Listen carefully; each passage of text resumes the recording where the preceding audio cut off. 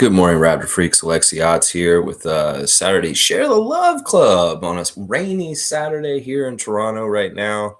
We've had a lot of momentous news in the last 24 hours, obviously, with firing our coach, Nick Nurse, and different things happening since. And then, of course, the press conference with Masai Ujiri.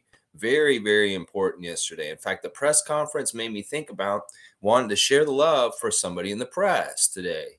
I listened to the questions yesterday for Masai, and some of the best questions were asked by Josh Lewenberg. In fact, one in particular that I really enjoyed hearing from Josh was asking about Thad Young. Thad Young's situation with his contract and not playing at the end of the season, it wasn't totally clear why this was happening. Well, Josh asked about Thad in that situation and why that happened. And it was very interesting what Masai said. In fact, the fact that Josh had the guts to ask that question made us realize that it wasn't Masai that told Nick not to play Thad because of contract situations. In fact, he was kind of insulted. He said, I never tell the coach not to play someone so that they don't get an incentive for their contract. That was totally the decision of Nick. So you know what I did? I Winders this. Brian Winders, why the hell would Nick bench Thad Young for the whole rest of the year so he would miss his 60-game incentive? Maybe because they didn't like each other. Maybe because Thaddeus saw inside of the system of the Raptors the unruliness, the non-structure, the fact that people weren't really getting held accountable. People really weren't like being held to certain things. And that he maybe was upset inside of the team about how Nick was running the team so like carefree. And that maybe Nick didn't like Thad and Thad didn't like Nick. And Nick was like, well, I'm not going to play you so you don't get your money. So it could have been very personal between Nick and Thad, and we don't even realize it. I could see that happening because, Thaddeus has been on many, many teams throughout his career in the NBA, and he knows how teams should be run with structure and like getting people to get to do things and go out there and do things. Well, if he didn't feel like Nick was coming up to it and maybe he was trying to be a leader within the team, maybe there was some weird conflict in that way. It was very weird. Thaddeus with the writing is on the wall clip posts. And the way that Nick talked about Thad at the end of the season was very telling too. He's like, I want to give minutes to everybody, but I can't leave it open.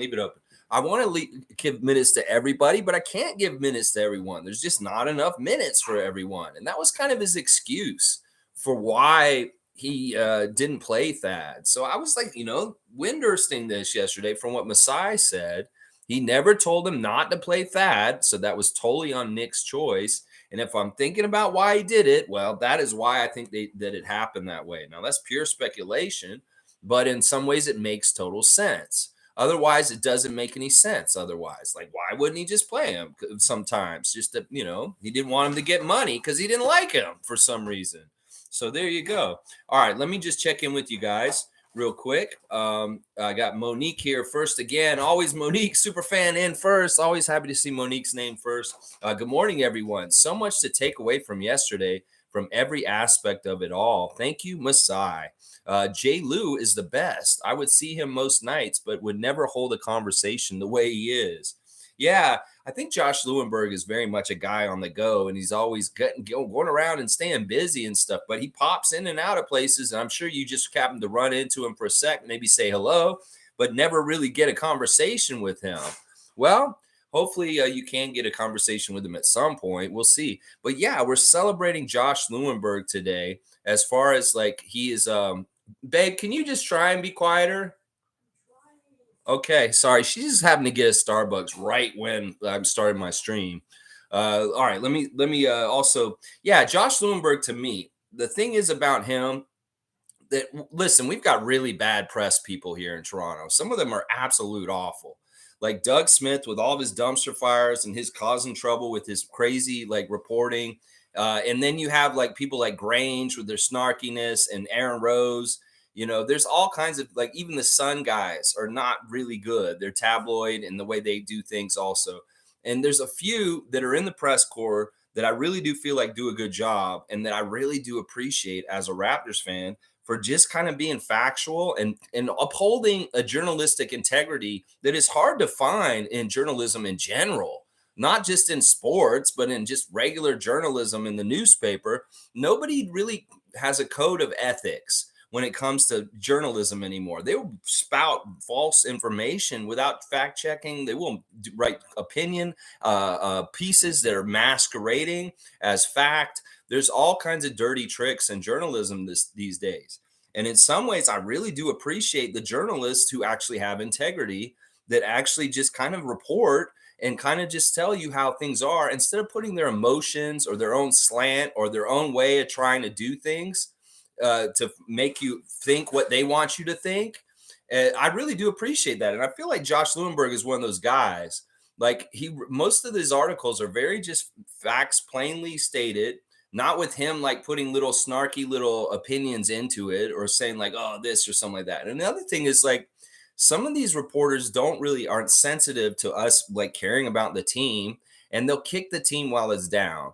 Now, I know that that's like kind of the journalistic style of the Leaf writers, because the Leafs have been disappointing people for so long that at a certain point you want to write journalism that kicks the Leafs around.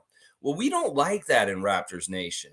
And some of the writers for the Raptors have that style, that they like to kick the Raptors when they're down, and I don't like that. In some ways, that you got to write for your audience, and your audience is real Raptor fans. Why would you write articles that are negative or kicking them down? Why don't you write about the positives or maybe the things that can bring them up?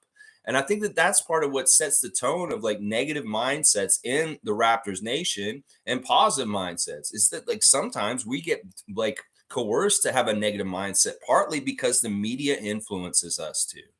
And that's why I like Josh Lew, because he's just a facts man.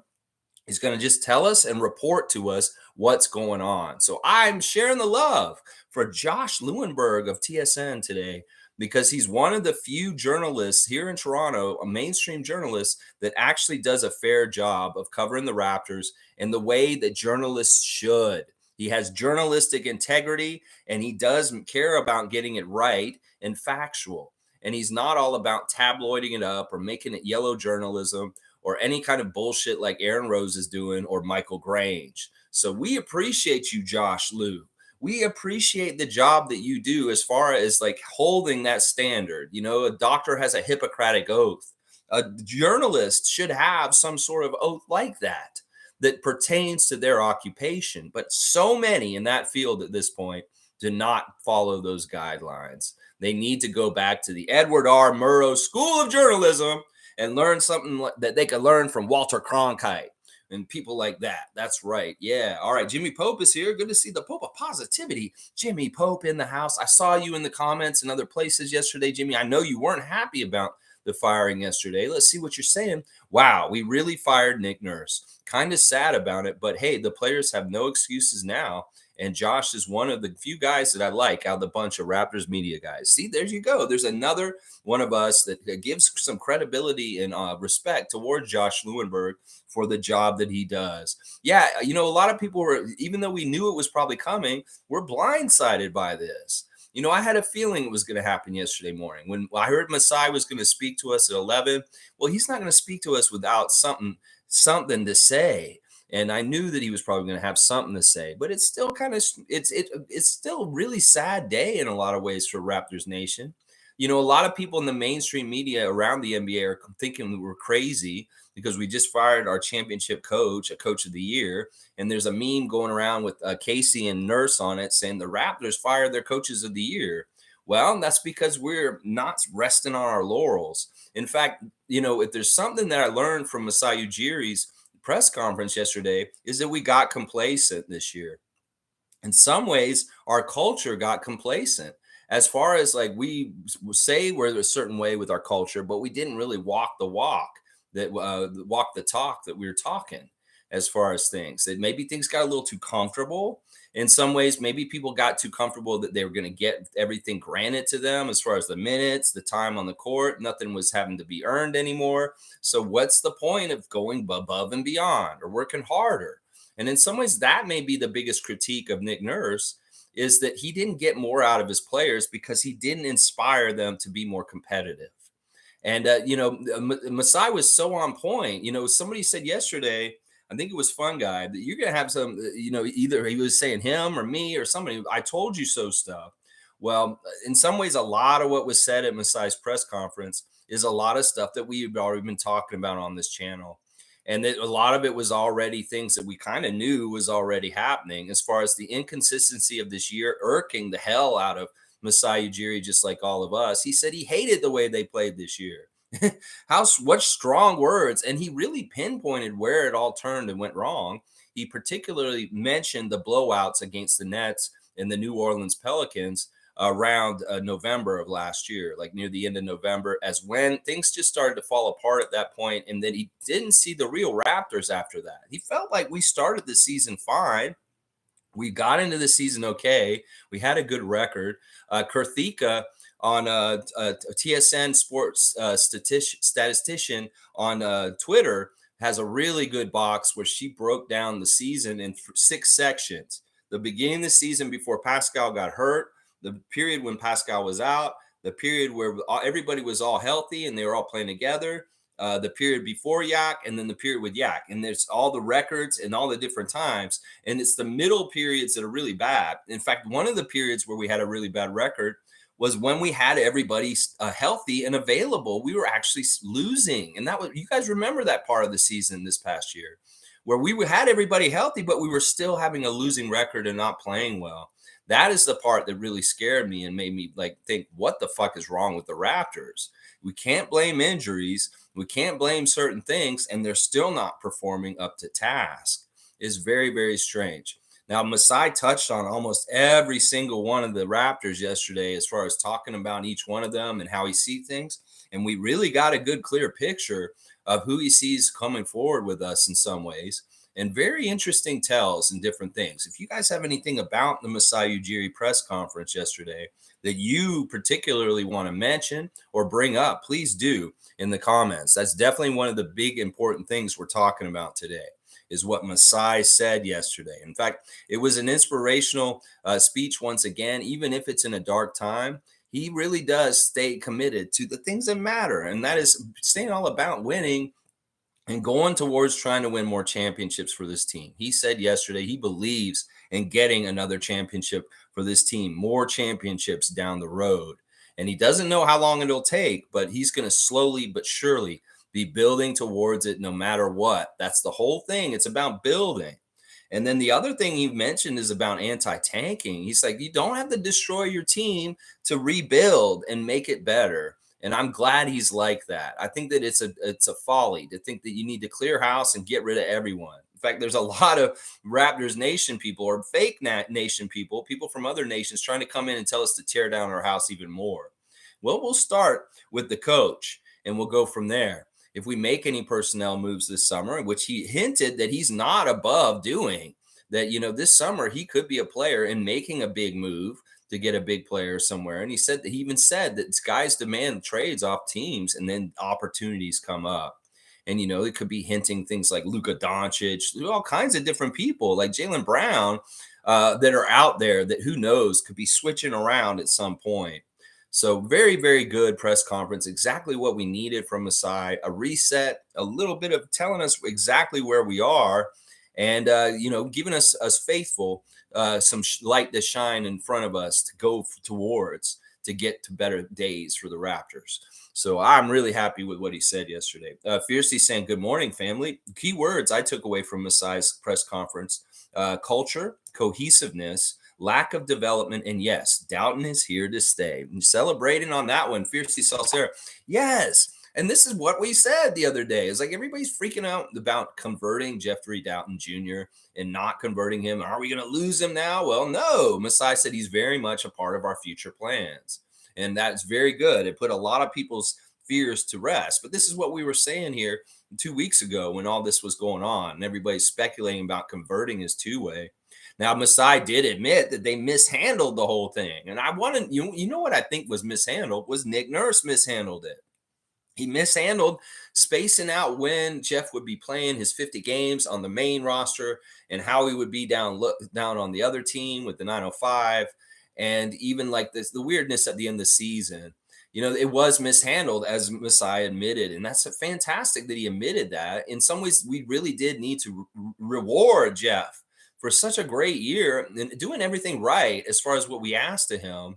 And that's where it's mishandled. Is that we should have rewarded him, but in some ways, maybe the promise of rewarding him with something even better and more permanent this summer is the difference. Is that publicly it looks like, oh, Jeff didn't get rewarded for doing everything we wanted, but well, maybe the reward's coming later, and Masai's already promised it to him, so he feels really good.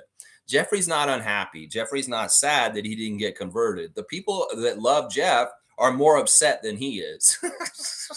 But that was a big part of the conversation yesterday. And once again, he illuminated the status of Otto Porter Jr. as far as he expects him to get healthy and come play for our team next season. So a lot of interesting, very important questions answered by Masai Ujiri. And he's once again an open book. He even admitted he's made mistakes, obviously, and how he's going to change. And one of the most interesting things Masai said is he's been hands off with his personnel. He kind of hires people and lets them do their job, and he kind of stays out of it. Well, one of the things he realized is that if he doesn't keep a little bit of tabs on what's going on from year to year, maybe a little bit being more involved in these kind of things, that things can get complacent. And I think that that's part of what he learned is that in some ways he's going to have to work a little closer with the coach and what they're doing and their progress and their performance than like he has in the past. That in some ways he kind of just let Nick do what he's going to do. He just stayed out of the way. Well, it's not that he's going to cause conflict or something like that. If you got a new coach coming in, well, let's make a new setup as far as like how that coach has to show accountability to him, and as far as when he's coming in and set the parameters and goals. And that way we have structure that is making sure that development and good things are happening with our coaches going forward. It was kind of like Nick had a free reign to do whatever the fuck he wanted to, and Masai realizes the mistake in that to a degree. And that's why he may be doing things a little bit more closely, like watching and being involved himself. And I'm all for that. And listen, I like him to be there to hold things accountable, because if there's anything the Raptors needed this year, it was accountability. But I love the words too. Culture is such a big thing. And him talking about our culture going away, it really is. He's talking about that dog, that Kyle Lowry dog spirit, to never quit, to never give up in games, to always fight, to make a game that isn't close closer, to make a close game a win for the Raptors. All that kind of culture that we built with Kyle and DeMar in some ways has been lax in the last year. And we got to get back to how it is. The cohesiveness. Yes, that's another thing. Like there's got to be ways to make these guys fit better. And in fact, Masai talked a lot about fit yesterday, saying that he has to assess whether some of the personnel on this team does not fit together. So this is something that's very interesting and kind of making me think that he is really open to trading anybody and possibly trading them for big names And that's what I'm saying. There may be guys on this team that just do not naturally fit together. And that was part of our issues this year. And that him and Bobby are really going to look at this and not going to be afraid to pull the trigger. If they in 2018 they could fire Casey as a coach a year and then trade DeMar DeRozan for Kawhi Leonard, you don't think that these guys will do something like that? A dual things like they did, like they've already fired Nick. Well, is there going to be a Kawhi level trade this summer in some sort of way with some of our great assets going to get somebody who's going to put us into another category of a team because of the level they are at? Who knows? He hinted that he's okay with trying to do that, depending on how he sees the fit and what makes sense for what they're trying to do. I'm so excited about the possibilities for this summer and what we're going to do and going forward as a team and a franchise starting after this change.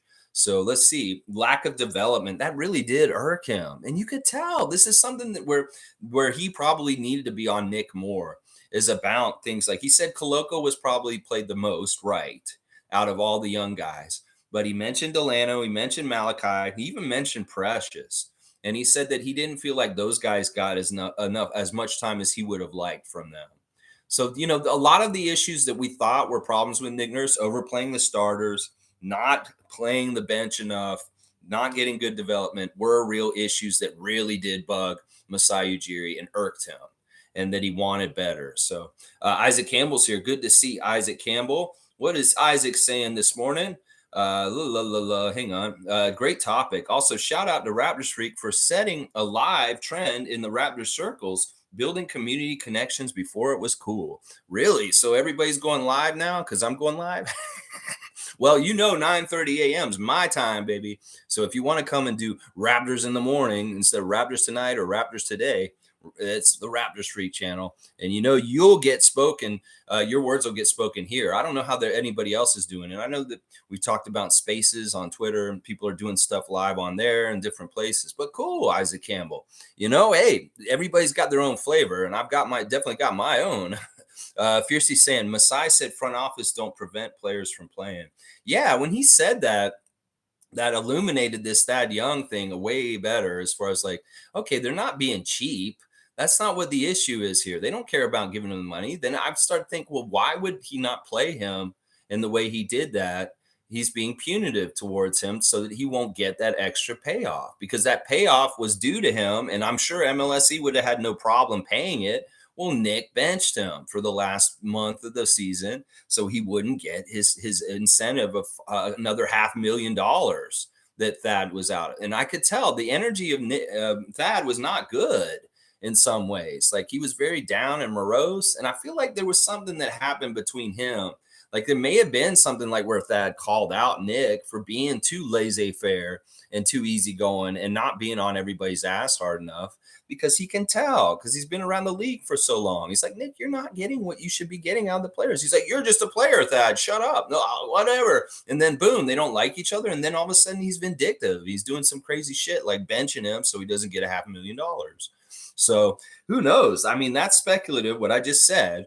But if you're really putting all the pieces together and you trust Masai and you believe what he's saying, that's what it is that there was a personal vendetta between Thad Young and Nick Nurse that didn't work in some ways. Let's see. G saying apparently he told Earl Watson to stay home and not come to the New York trip and didn't tell front office. That's something that Nick did. You got to elaborate who said who, what, G, just because when you say he, it could mean Nick or Masai, and I don't know which one you mean. I'm going to guess that you mean because there was a game that Earl didn't show up for and he wasn't on the bench. I remember that game, but I remember it was partly because Earl had something to do with his family and Nick was giving him an excuse to go away or something. Elaborate on your comment here, G, and just make sure that you flesh it all out so that you exactly what you mean. Because I want to know what this is and where you heard this. Monique is saying expect Otto Porter Jr. back next season per Masai. That is very good. That is very good. And hopefully we can get something out of him finally after a year of being on the shelf. Maybe Otto will show up and he'll be exactly what we were hoping he would be this past season. But yeah, he's still in the fold. He's still a part of our future plans. Dan Keeler's here. Good to see Dan Keeler. It's been a bit. Hey, man, I've been watching. Too busy to get in the chat. I think we all felt this coming. And some of us think about time. I agree with Masai. It was a hard watch this season. Stoked for a culture change. So good, Dan, isn't it? This is part of what we need. We need a feeling of hope because this season was so dismal. It was not fun to watch. And that's kind of what we endeared Masai Ujiri to us. Is he's one of us. He said it exactly how we would say it. This was not pleasant to watch. He did not enjoy this. This was not Raptors basketball. And we've been saying that all season. So to hear the leader of the Raptors come around and say it at the end of the season just makes everything like, all right, he's not out of touch. He's very much in touch with what we're feeling in the same way. And that's good. It's almost like if he came out and said everything's fine and now was lying and stuff, we'd be like, well, you're fucking lying, Masai. That's not the year we saw. And some people are already being like that. But it's really the stuff about Jakob. The things that Masai said about Jakob were so awesome. Is like, and listen, he hasn't even re-signed him this summer, but he's already acting like he's already got him in the fold for next year with the contract. I love that he calls him a championship piece because he's exactly right. I said this before when we got him back. I said, listen, we signed Jakob this summer, and this contract that we signed him to, we're going to win our second championship on that contract. So hopefully it'll be like maybe a 4-year contract where we keep Jakob around for a good while. And I fully predict we'll win our second championship in Jakob Poeltl's contract that we signed this summer. I said that already earlier this year, and I stand by it. And it's so cool to hear Masai call him a championship piece Now, all the people that are upset about our trade deadline moves, just shut the fuck up. You guys are not GMs. You do not understand the NBA, and your pie in the sky ideas about the draft lottery and the way things work are stupid. He said, as he said, it's really hard to get a good top level center in the NBA, and we finally got our chance, and he jumped on it. In some ways, that's way more valuable than certain things that y'all think what we should do. And I'm really happy that he said it and he values things this way. This is the smart guy. This is the guru. This is the guy who knows what he's doing as a team president. And y'all questioning him, you go ahead. You're gonna find out in the future that Masai Ujiri is brilliant still, and that this is very, very smart how he's kept this team together. Y'all wanted to blow it up and try and get in the draft lottery. Fuck all that shit. We don't do loser ass shit. And that's what that is. We are ready to go forward. And he still believes in these players. Y'all think that he's crazy for believing in these players, but y'all don't understand how a system and a coach and how different things can get more out of players. We know the players are good. As Masai said, the players developed very well individually. They just didn't develop very well as a team. And that's what fucked us up. And honestly, that really is on the coach. That doesn't necessarily have anything to do with personnel moves as far as the front office. That doesn't really have to do with any of the players. It has to do with the coach organizing the players to get the best out of them and get them to win. And in some ways, Nick just had such a difficult year. He seemed distracted. He didn't seem like he was at his best. He wasn't in his top form. And he did really screw up. Think about the part of the speech yesterday where Masai talked about George Karl and the 6 mistakes. When he was in Denver in the front office, George Karl, as the coach of the Denver Nuggets, came to them and said, I'm going to make 6 mistakes this year, y'all.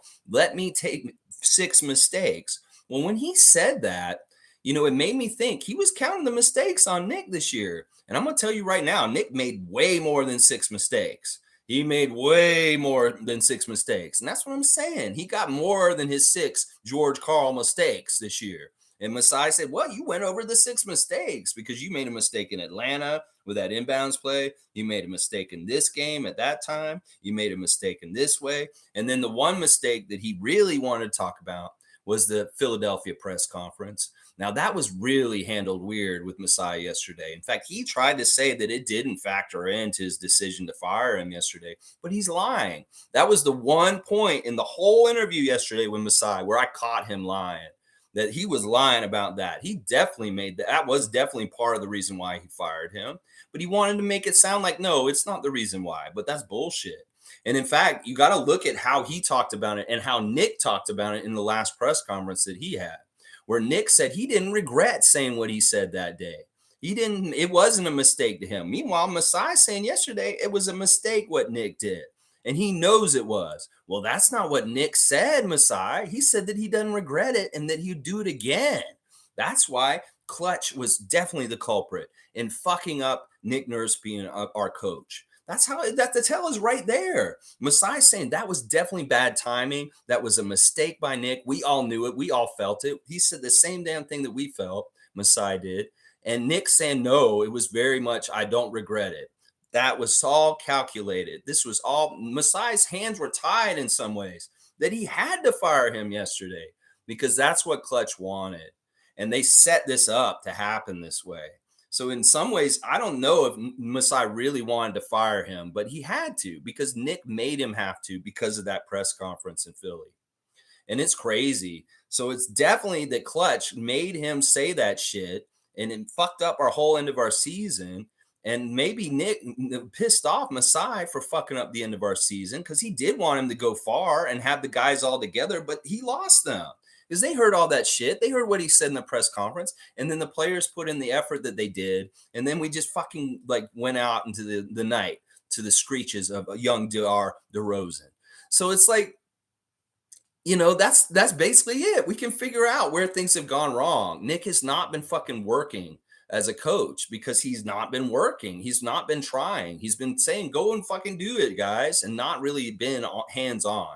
They needed structure. They didn't need the chaos. And Nick brought the chaos. And boy, did he. And he really sabotaged the end of our season. In fact, I really feel like if he had this going into the season, or at some point he just turned rogue as our coach, he could have been sabotaging all kinds of shit this whole season on purpose. whether it's switching guys from 905 to the main roster in weird ways that aren't good for their development, whether it's overplaying the starters the whole fucking season and ignoring the bench, whether it's putting guys in situations where they would fail. He really didn't coach very well this year.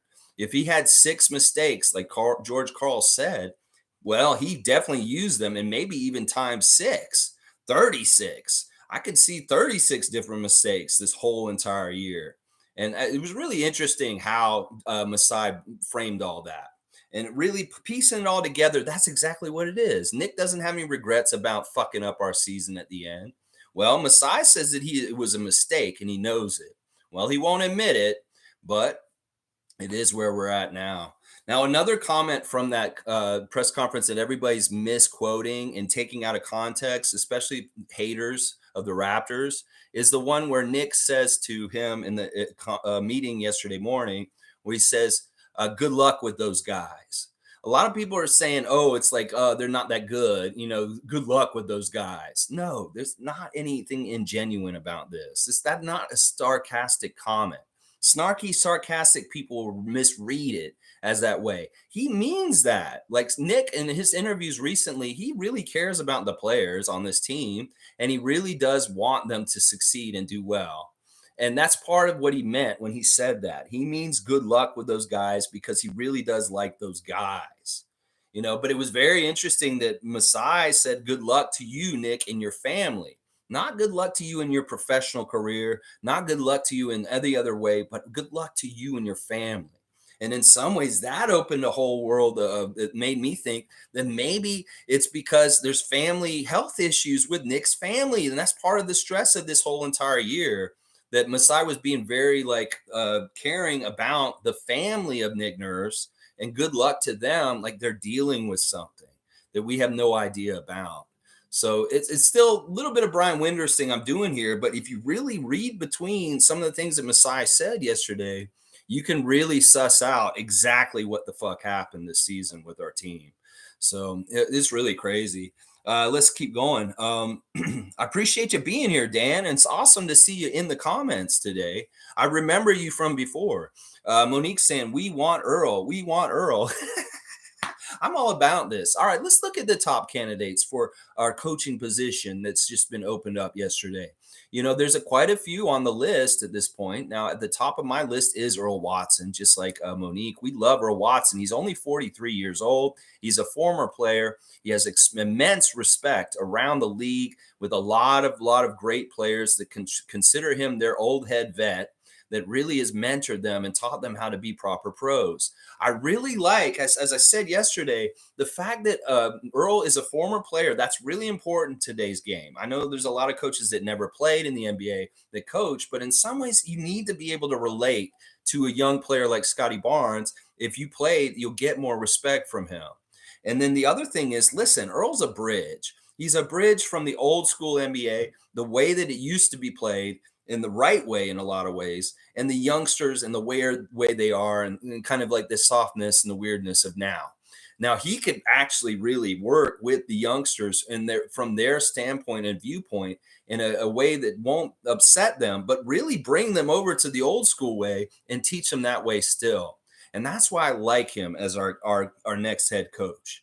It's fully who I endorse. Like if this is the Toronto mayor's race, I'm campaigning for Earl Watson, because I know this guy's, first of all, a fantastic offensive mind. Second of all, he's been sitting in next to Nick for a couple of years now, soaking up his defensive guru mindset. In fact, he called Nick Nurse a genius at the coach's open house last year when I went to it personally. Earl was very interesting with what he talked about, and how he talked about Nick is very much in awe, that he really is like he was an understudy of his. And he really, really learned a lot about how he does the defensive stuff. That's what I'm saying. If you have somebody who's already familiar with things that we've already been doing and what's worked and what isn't, Earl could have been sitting there next to Nick the whole time and he'd be like, you know what I would do in this situation? He wouldn't tell him. He's thinking in his head, I would do this instead of this. And that's what I'm very curious about. Him and Rico are very much a pair.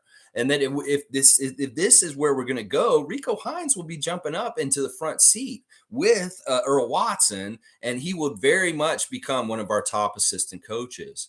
And in some ways, maybe listen, in some ways, listen to this. Nick Nurse being so casual, maybe he held back Rico Hines this season from really getting on them like he would at the Rico Hines runs, as far as really making guys work hard and stuff.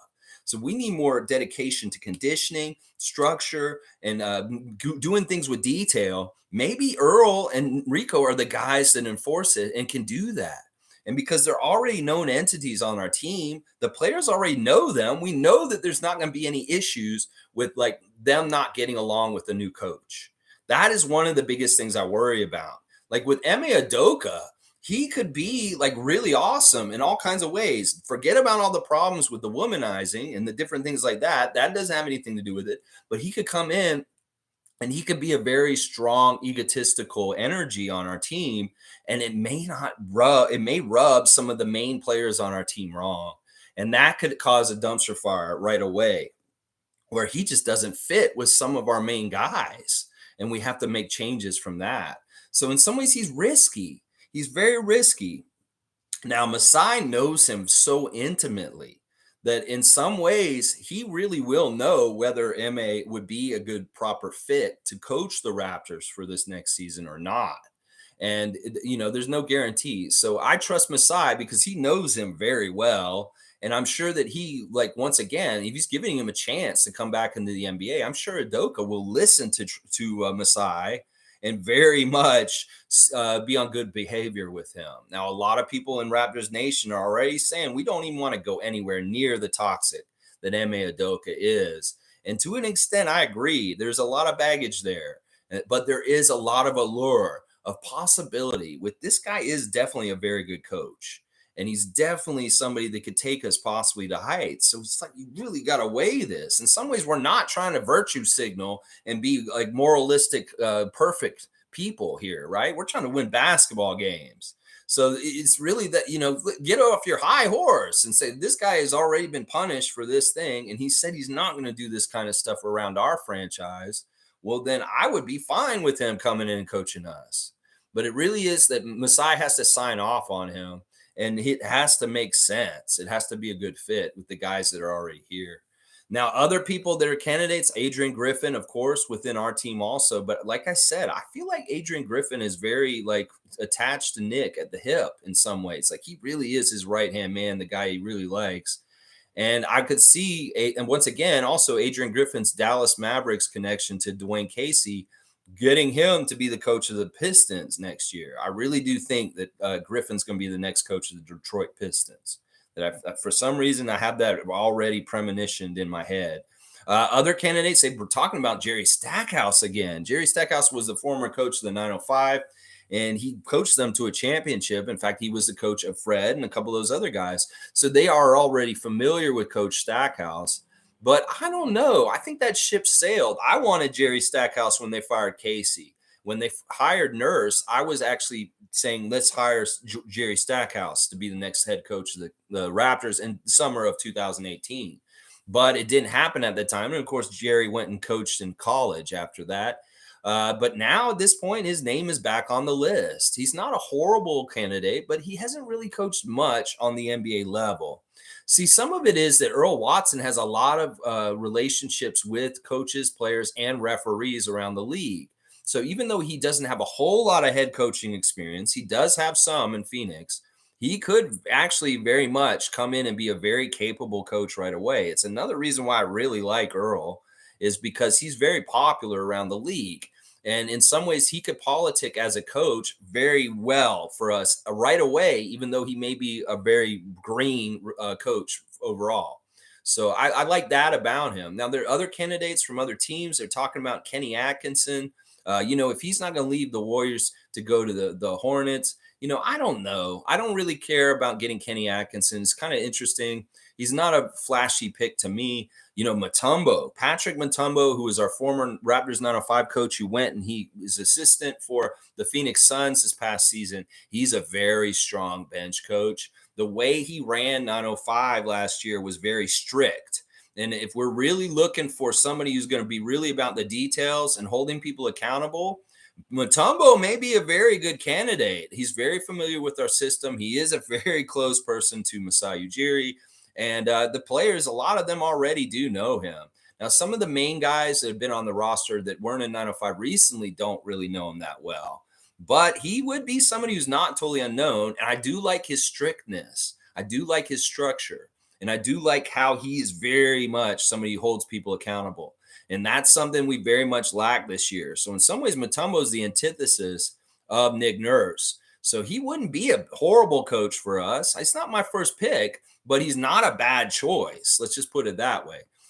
Frank Vogel, I don't even want to go there. He's like a retread and he's a loser. When has Frank Vogel hung around for too long? I know he won a championship with the Lakers in the bubble or whatever, but still, I don't want this guy. He's a retread. He's been around forever. Now, the next guy that's on this list is there's Charles Lee from Milwaukee.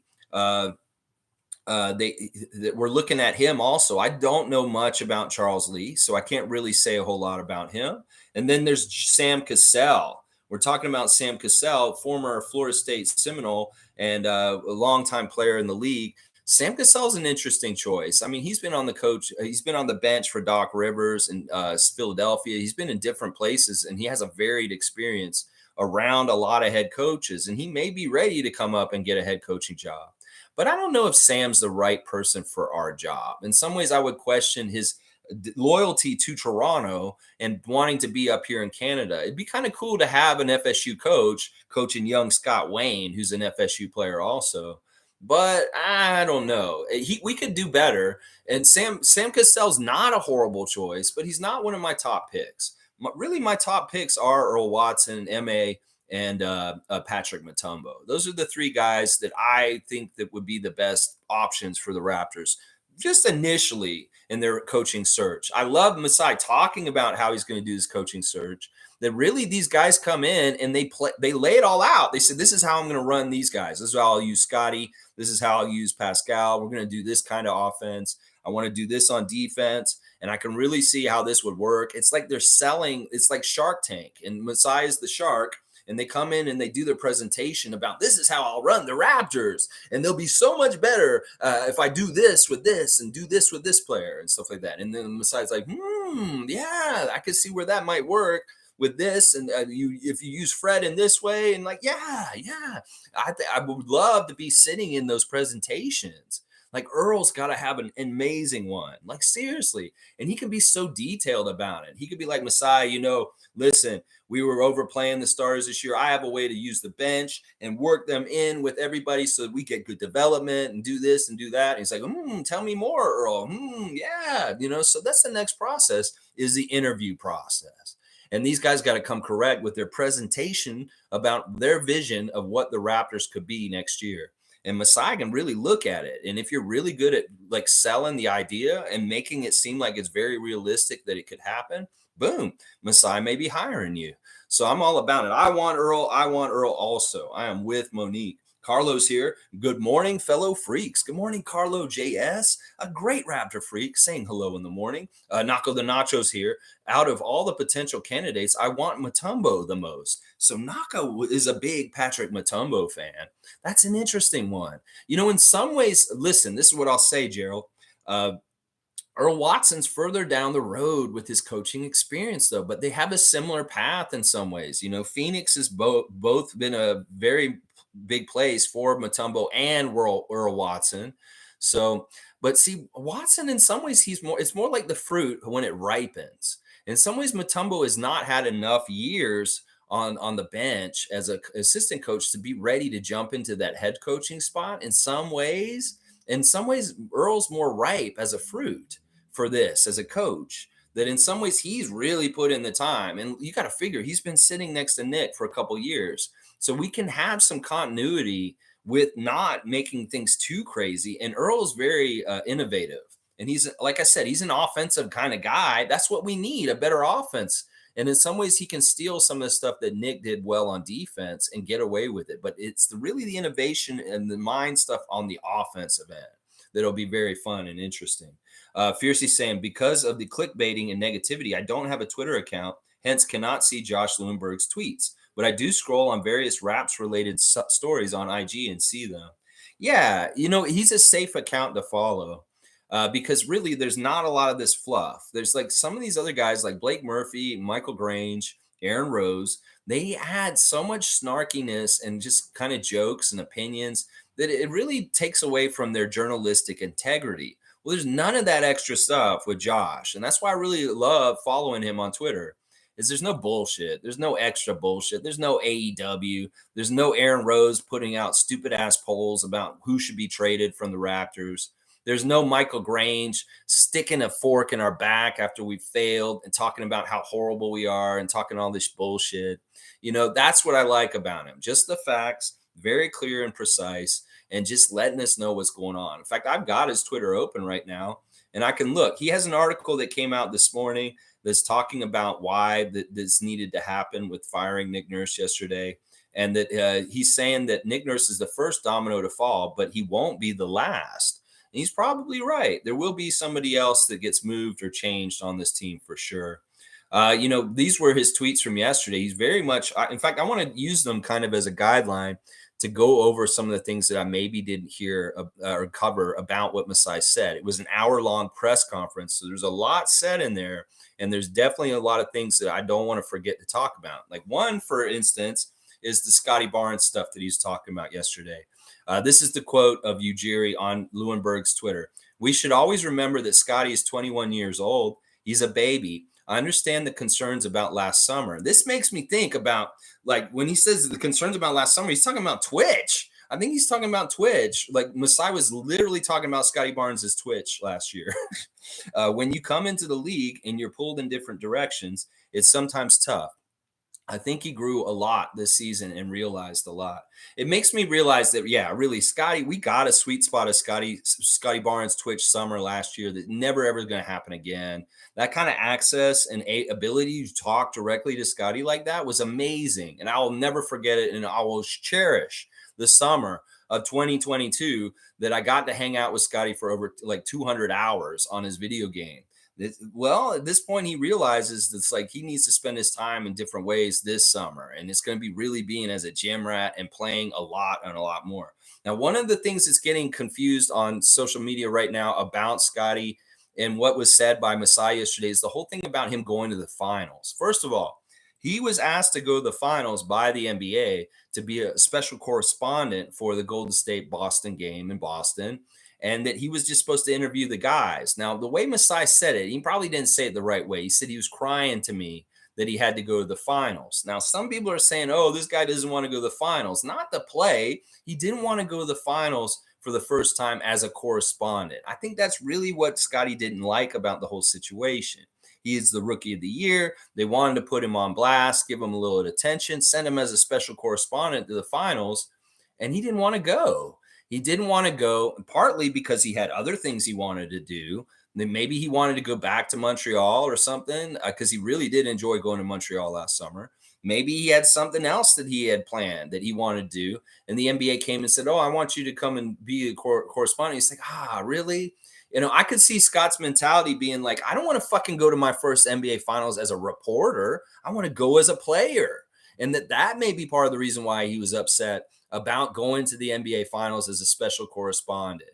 Now, everybody's taken that little bit of what Masai said and they're espousing on it in all kinds of crazy ways, that doesn't want to be in the finals and bullshit. They're reading as a verbatim. It's stupid. He didn't want to go to the finals because he didn't want to go as a reporter. He wants to go as a player when he's earned the trip to the finals. And that makes way more sense if you think about it the way I'm saying it right now than the way some people are trying to spin it out there in social media world right now. Does this make sense what I'm saying? That he wouldn't want to go to the finals because he didn't want to go as a reporter. He'd rather go as a player playing in the finals. And then also maybe he had something else he wanted to do. Now, I don't like that Masai described it as crying. That doesn't serve him. And I'm sure in some ways, Scotty's not totally happy with Masai saying that. That's not a nice way of saying it, because you made it sound like he's very young and childish and immature. And I didn't agree with him doing that as far as things. So that kind of bugged me. But that whole Scotty part, I wanted to elaborate on. And it's true. He's a very young guy. He's just learning and he's grown a lot. And he's going to grow even more this summer, especially if he's going to be a gym rat and stay in there for most of it. Let's see. Masai said, asked if his intention is to remain in Toronto, because this is the thing. It comes out every once in a while, Philadelphia or not Washington has always got this like hard on to get Masai Ujiri to come be their GM, and they're doing it again. They just fired their GM this week, and now the Wizards have this pipe dream of dreaming that Masai Ujiri is going to come down there and run their team. Well, that got closed down quick because when they asked him, he's like, "Well, I'm going to be here until y'all kick me out," because he ain't going nowhere. He don't want to leave Toronto. He has got a sweet job here. He's doing a great job. He loves it here. He truly is Canadian. He talks like this is his home, that this is where he wants to be. So listen, if he's fine with Larry Tannenbaum, he's not in trouble. In fact, Masai Ujiri has a little bit of a protective person in between him getting fired, and that's name is Bobby Webster. That listen, if things get really bad and people are pointing fingers at the front office, well, he's got somebody that can take the bullet before he does. And that's what I'm saying. So don't expect Masai to go anywhere. He wants to be here a long time. In fact, he had a tell in the interview yesterday where he said, in 20 years from now, when I'm on a farm in Nigeria, maybe I'll look back on things. So let's think about this. It's 2023. He's not expecting to be gone from here until like 2040s. So yeah, get used to Masai Ujiri being the person running the Toronto Raptors, and thank God, because he's so good at it and he is doing a very fantastic job. So I love that he put all those rumors to rest. He said, "Until you guys kick me out, I'm gonna be here working here in Toronto." And in Wizards, just go away, go away with your dumb stuff. You don't have to go find somebody else that doesn't already have a job because Masai set up. I even love that Masai name dropped Edward Rogers III. he's like, I have no problem with Larry Tannenbaum. I have no problem with Ted Rogers. I'm like, he just called him out like from this shit that happened last summer or the summer before, whenever Ted said you don't deserve that money. Well, Masai saying I have no problem with those guys at this point. Hilarious stuff. I love that he name dropped Ted Rogers yesterday. That was so good. All right, let me see what else you guys are saying in here. Nameless is saying, "Good morning, super freaks." Bam, bam, bam, Nameless. Buongiorno. G saying, "Lakers, Mavs, and Clippers may all make a play for Nurse." Listen, whatever. Who they have as coaches? All right, that's Jason Kidd. That's Darvin Ham and Tyronn Lue. They better not mess with Tyronn Lue. He needs to stay there with the Clippers. He's actually a really good coach. Sure, let's shake it up. Let's see how crazy it gets. I still hope he just goes to Houston. As long as it's out west, we don't want Nick Nurse in the Eastern Conference. We really, really don't want him all of a sudden coaching one of the Atlantic Division teams. That is not something we want. Now, everybody's talking about canning their coach and getting him. That's how crazy this is. And this is why it makes it so apparent that Clutch did this shit. Because, Nick's supposed to make $8 million next year playing for us until we fired him. And now he could probably go out and get $15 million to coach some other team this season coming up. Look at the price when he gets hired by one of these teams. That how much they're going to pay Nick Nurse is going to be crazy, and that's going to be the whole reason why he sabotaged his career in the Toronto Raptors and gone somewhere else. Clutch is greedy, and they wanted to get that money for him, and that's what's going on. Yeah, there you go. Let's see. Wayne's here. Good to see Wayne Strainer, a great Raptor freak. A great time to be a Toronto Raptors fan. Remember, Sam Mitchell was coach of the year too. Big deal. Masai said it best. We just didn't look good, and we saw no team cohesion and sheer selfishness. He elaborated on the selfishness. It was on the court. In some ways, yeah, people were talking about, individual things. That doesn't really add up to things. Because Fred, Pascal, Scotty, OG, they all know if they do things right as a team, the individual accolades and awards and getting good contracts will come with that. They know this from the past, and that's been their behavior before. It really is on the court selfishness. As far as things start going wrong in our season around Brooklyn and New Orleans, those games that he mentioned, and guys start to want to really try and help the team to win and overcome the hump and all the losing, they want to go above and beyond. So in some ways, that's why selfishness gets encouraged, is because these guys want to be heroes and take over and be the ones who pull us out of the mud. And that's where selfishness can start to develop, where they're not passing enough between each other because they're really trying to take over themselves and make sure that they win.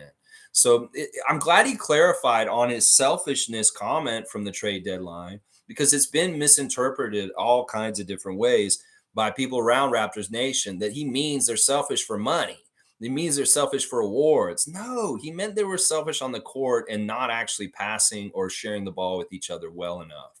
And that's a big distinction that needed to be made because there's a lot of confusion. Once again, people are taking things out of context. People are making shit up just from little bits.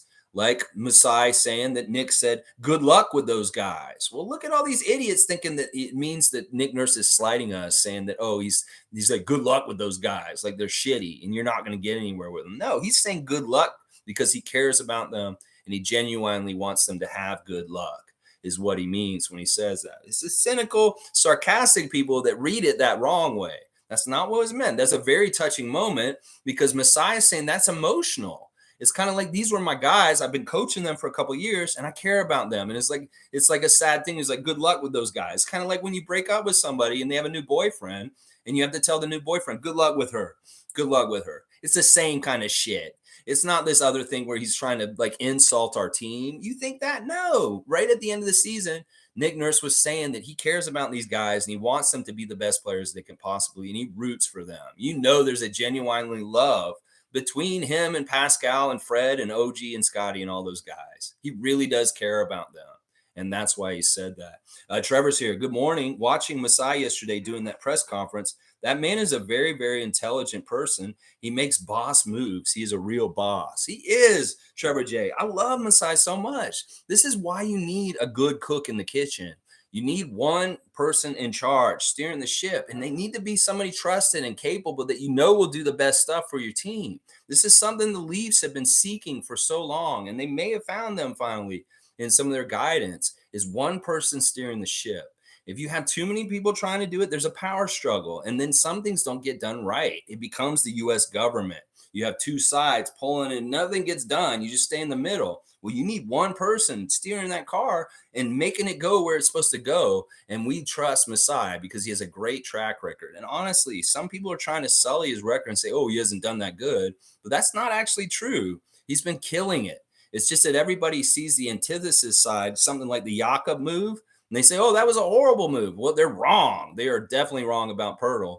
And that's a good example of how people will twist some of the things that he's done have been so awesome, and they're twisted and like say, oh, that's not good. Well, how do you explain Koloko? How do you explain Scotty Barnes? How do you explain? And, you know, even this whole thing with Norman Powell, get over yourselves. People say, oh, why did we trade Norman? What? We traded Norman 2 years ago, and he's having a 40-point game in the playoffs now. So what? It's not like you can collect every player in the league like Pokemon and got to catch them all and keep them on your fucking team forever. You got to have guys come and go. And so what? Good for Norman. Glad he got 40 points in the playoffs. Everybody's saying, why isn't he on the Raptors anymore? Y'all are fucking idiots. You people that are always thinking, why is Yuta not on the team anymore? He's leading the league in 3-point shooting for the Nets. You know, get over yourselves. We make moves, things happen, and guys will be getting better because they're young and they get in development, and we just didn't decide to go in that direction with them.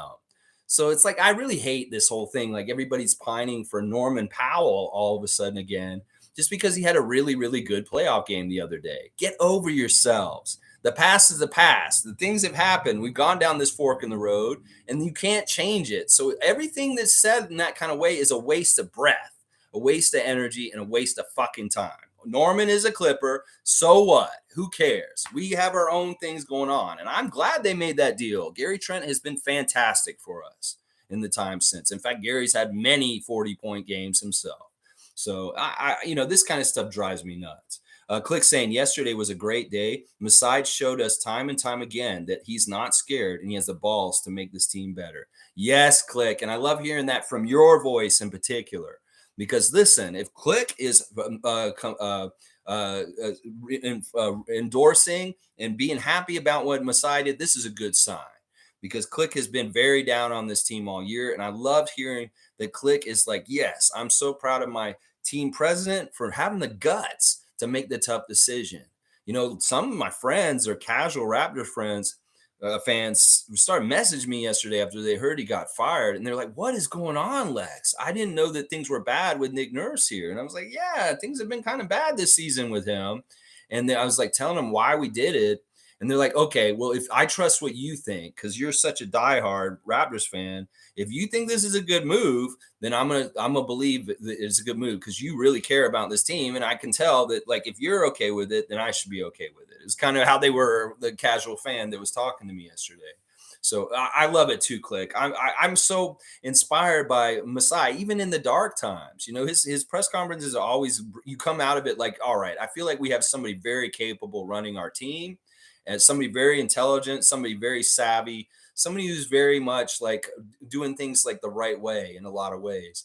And I always had that feeling after him, even after a shitty season like this year and disappointment. He has shown the light and made me feel better about things, even with yesterday. And that's part of the reason why he had to make the change before.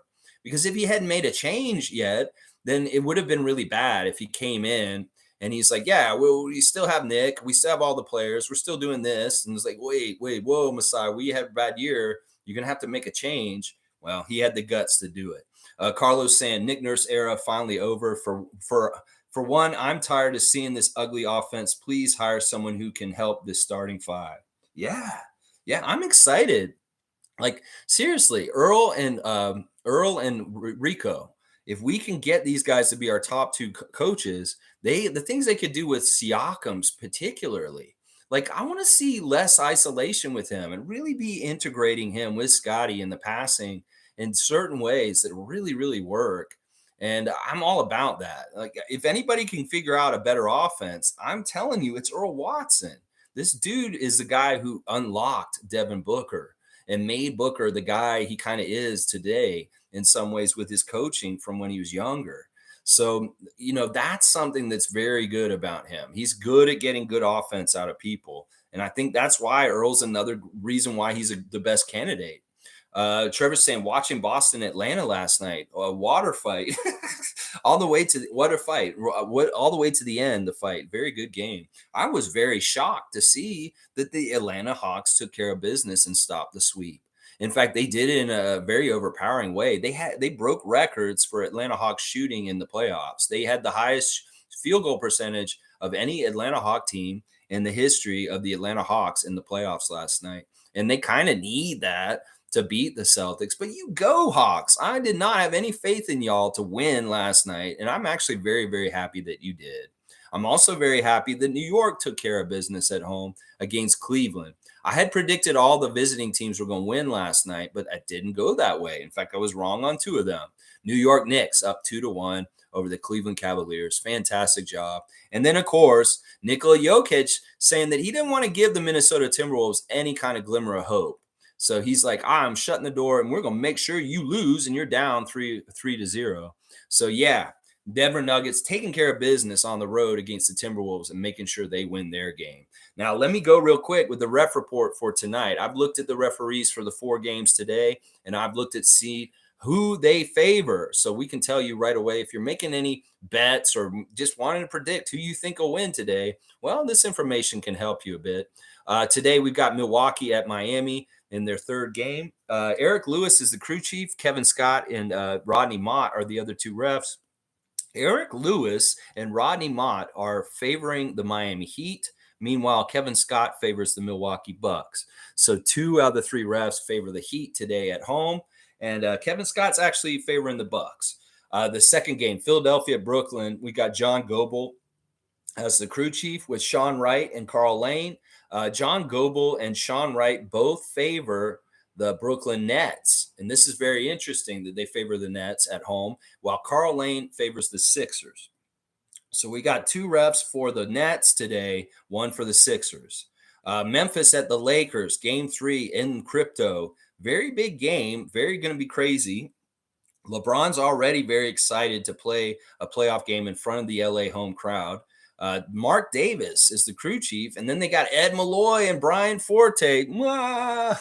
Ed Malloy and Mark Davis on the same crew is just crazy. So this Memphis game could be very interesting. Now, Mark Davis favors the Lakers, but Ed Malloy and Brian Forte actually favor the Grizzlies. So this could be an interesting one. I mean, I'm really rooting for the Grizzlies. I want the Grizzlies to do it, even if they don't have Ja Morant and they're really underhanded. I want the Grizzlies to put the Lakers out in the 1st round. Please, Memphis, win.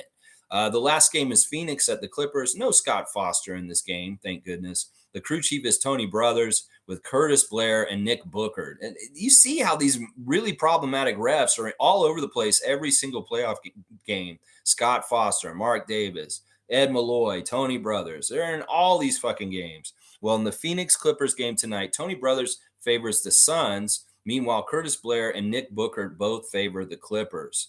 So the Clippers have 2 ref advantage at home. Means they may be in good shape. Now, if Kawhi plays or not, that is important also in that whole thing.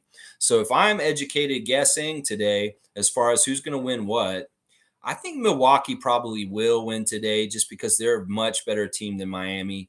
And Miami doesn't matter if they have a home court or not. It doesn't really matter. And in fact, the fact that Miami won the second game is really shocking to me. Milwaukee will want to steal back the home court advantage today.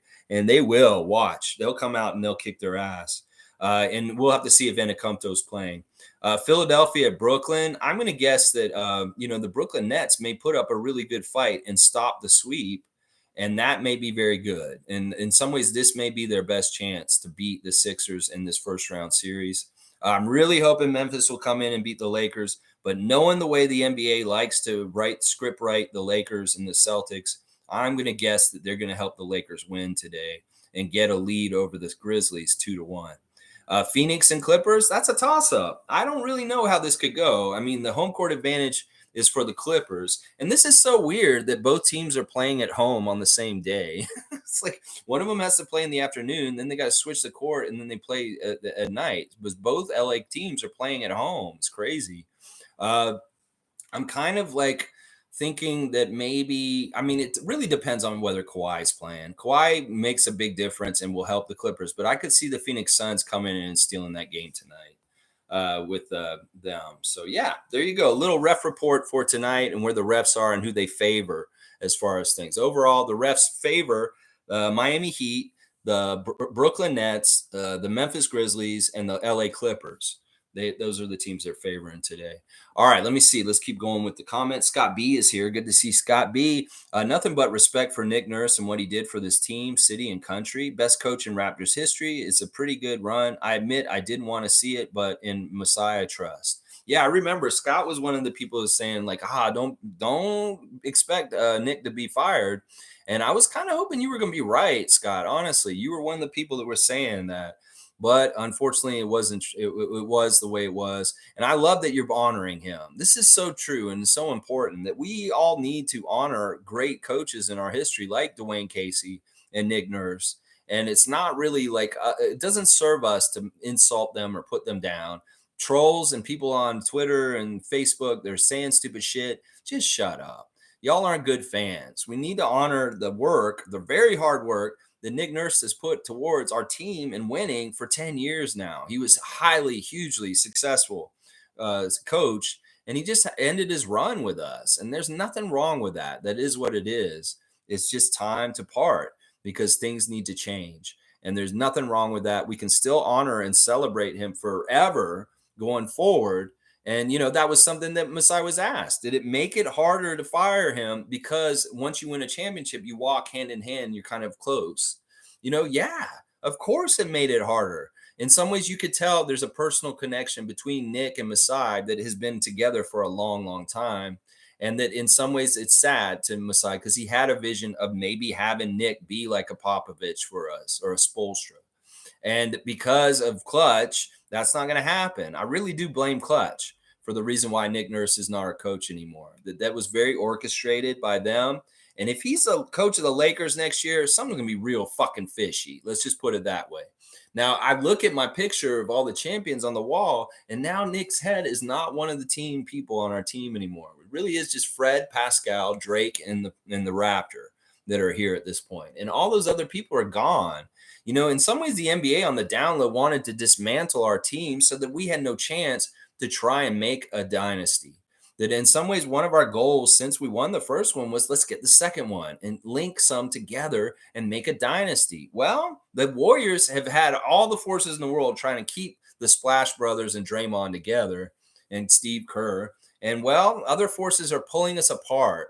It's like, why aren't they coming after all those guys? I mean, Draymond's probably going to leave this summer, but for the most part, people didn't mess with their little thing going on and trying to let them just be a dynasty and hang around for as long as possible. Well, they didn't do that with us. They came and picked us clean like we are fucking a really nice built up car with nice pieces. And they were like, "Oh, I love those hubcaps. Let me take them. Oh, I love that trim that you have on the back of your car. Let me take that and put it on my own team, Steve Ballmer." That's what I'm saying. Is like in some ways they very calculatedly dismantled our chance to make a dynasty. In some ways, we can't really claim a dynasty at this point because Nick's gone. Now, if we have Fred or Pascal, maybe, but that's the only way. You have to have linkages between championships as far as at least a nucleus or maybe some players. And that's why, in some ways, Fred and Pascal are more important to have on the team than ever, is because if we want to have a dynasty linkage to our first championship, we got to keep a couple of people from that first championship. And in some ways, they've dismantled that completely almost. There's hardly any champions on our team. There's four guys, and two of them didn't even play in that playoff series. So, all right, let's keep going. Dan's saying also, Masai kind of spoke about having to win another to prove that they deserve 2019. Yeah, he used the word validate. Some people say that championship was a fluke. And in some ways, he hears that and he doesn't like that. He wants to really, really put like respect on our franchise and let it be, in some ways, people don't count our championship. Like they talk about the bubble championship for the Lakers, don't count that one. Some people don't like counting our championship. In some ways, that's why you need to go get the second one to prove everybody wrong and shut them up. And that's something that Masai's working on. And I want him to get that so bad because I have the same goal. And you're exactly right. In some ways, we have to validate our first championship by getting a second one. And I totally get what Masai is saying when he says that. Let's see. I think he will make some kind of move this summer. He feels he personally has to prove it. Yeah. Yeah. And I'm with him. I love that competitive spirit about him. I love how many times he says the word win during his whole press conference. This is the right person to be leading our team for sure. He did allude for a second that he is open to trading anybody on this team. Seriously. He had nice glowing things to say about OG, saying he thinks he's one of the best two-way players in the whole entire league. He is a defensive player of the year, all this kind of stuff. He said nice things about Freddie, Pascal, OG, Scotty, but he did also hint that he would trade any one of them if it's the right move to make a big move, just like what he did with DeMar. And that is something we may have happen this summer, that there may be a move for Pascal that just comes all of a sudden this summer and it totally shakes up our team and it brings in some other big name that is absolutely a game changer in some ways. It could be very similar to the Kawhi kind of thing. We don't know what Masai's capable of and what he could do. And that's the crazy thing about it. It's so open-ended at this point. It could be anybody. Like, I don't think it would be Scotty, but in some ways, I don't think he would do anything with Scotty. I think he's the one person he wouldn't trade. But anybody else, it could be. Wayne's saying, former coach of Boston, we don't need or want. Former 905 coach Patrick Mutombo, Earl Watson, or Phil Handy. Phil Handy's a name I hadn't heard in it yet. There's talent who are fantastic fits for our vision or the front office vision, transparency. Yeah, I'm with you, Wayne. In some ways, Ime Udoka is very risky, but he could be a huge payoff. And somebody's going to hire him this summer, I'll bet. If we don't hire him, somebody else may turn around and fire their coach and hire him. So there's some really high profile coaches. It's like Nick and Ma are kind of similar coaches because they both went to the finals in their rookie years as coaches. Now, one of them won the championship and one of them didn't, but they're both super attractive for that kind of reason. So I don't know. I mean, I'm with you. In some ways, I want to go the less risky route. And I think Earl Watson's the one who hits all the marks. Phil Handy's a very interesting name. Now, I don't know if he's like really a head coach kind of material. He seems like a specialist coach. Like he's always been kind of like a periphery kind of help, like culture and like skill coach, and not necessarily like totally head coach kind of candidate. At least that's the feeling I get from Phil Handy, but I could be completely wrong that he could be that kind of guy. But out of those guys, I like that list. I mean, Earl Watson's definitely my number one. Mars saying, "Hey Lex, what's your take on Ujiri's comments on Thad Young not playing?" Yeah, I talked about this a little bit earlier, Mars Smith, but I'll go over it again. It makes it seem like that Nick was the one who was gatekeeping Thad's minutes. That he really was like, I think that he was doing it punitively against Thad. That the body language was really weird. And in some ways, it makes sense that Thad Young was like having problems with how Nick was running the team. And maybe he was calling him out inside the team. And that was part of the dysfunction. Is the old head vet of 17 years was saying, Nick, you're not running this team right. I've been in this league for a long, long time. And these guys aren't bought in. They're not being professional. We're being too lackadaisical. And maybe Nick was like, rubbed them the wrong way. And he's maybe like, what are you trying to tell me, Thad? You're a player. I'm the coach. You trying to tell me how to do my job? He's like, no, I'm not trying to tell you how to do that. I just feel like you could get better results if you had more structure for us. And maybe that pissed off Nick and he took it personally or something and he fucking benched him. Because Masai said that it wasn't a directive for the front office to bench Thad so he missed his 60 game incentive to get a $500,000. So I'm starting to think that it was a vendetta between Thaddeus and Nick, and Nick didn't play him on purpose, and that was his choice. It wasn't Masai's. Seymour saying, in Masai we trust. Yes, Seymour Pape. Good to see you, my brother. Good to see you, my man. G saying, apparently the Raptors are looking at the Golden State Warriors assistant coach. You're talking about Kenny Atkinson. Yeah. I mean, I don't know. I'm not that curious about him. In some ways, it's like, he's not flashy to me. I don't know if he's the kind of guy I want. In some ways, I want a former player. I think that that's something that's very valuable today's game. Is some of the young players won't buy into the older coaches because they don't connect, and especially if they didn't play. Like some of the players really do feel like that. They're like, I don't want to play for a guy if he didn't actually play before. So what am I going to learn from him? That's some of the players' mentality, some of the youngsters. And some of the coaches don't get respect partly because they weren't NBA players in their past. So in some ways, I really do think that this is smart to hire a former NBA player. Now on that list, Earl Watson checks that off. MA does also. But a lot of the other guys don't. Mutombo does not, and Kenny Atkinson does not either. So that's part of what I'm thinking right now is that kind of stuff. Blackhawk saying Masai pointed out that this is a decision involving 3 years. The rookies must be developed to valuable players or trade pieces, and that wasn't flourishing with Nick. I've been saying this for years. Yeah. I remember you saying that, Blackhawk. I remember me saying it. What the fuck is going on with Malachi? Maybe Eric Flynn was right. Where is Delano this year? Why are you starving the bench and just like force feeding the starters? Really force feeding them, running them to the ground in some ways.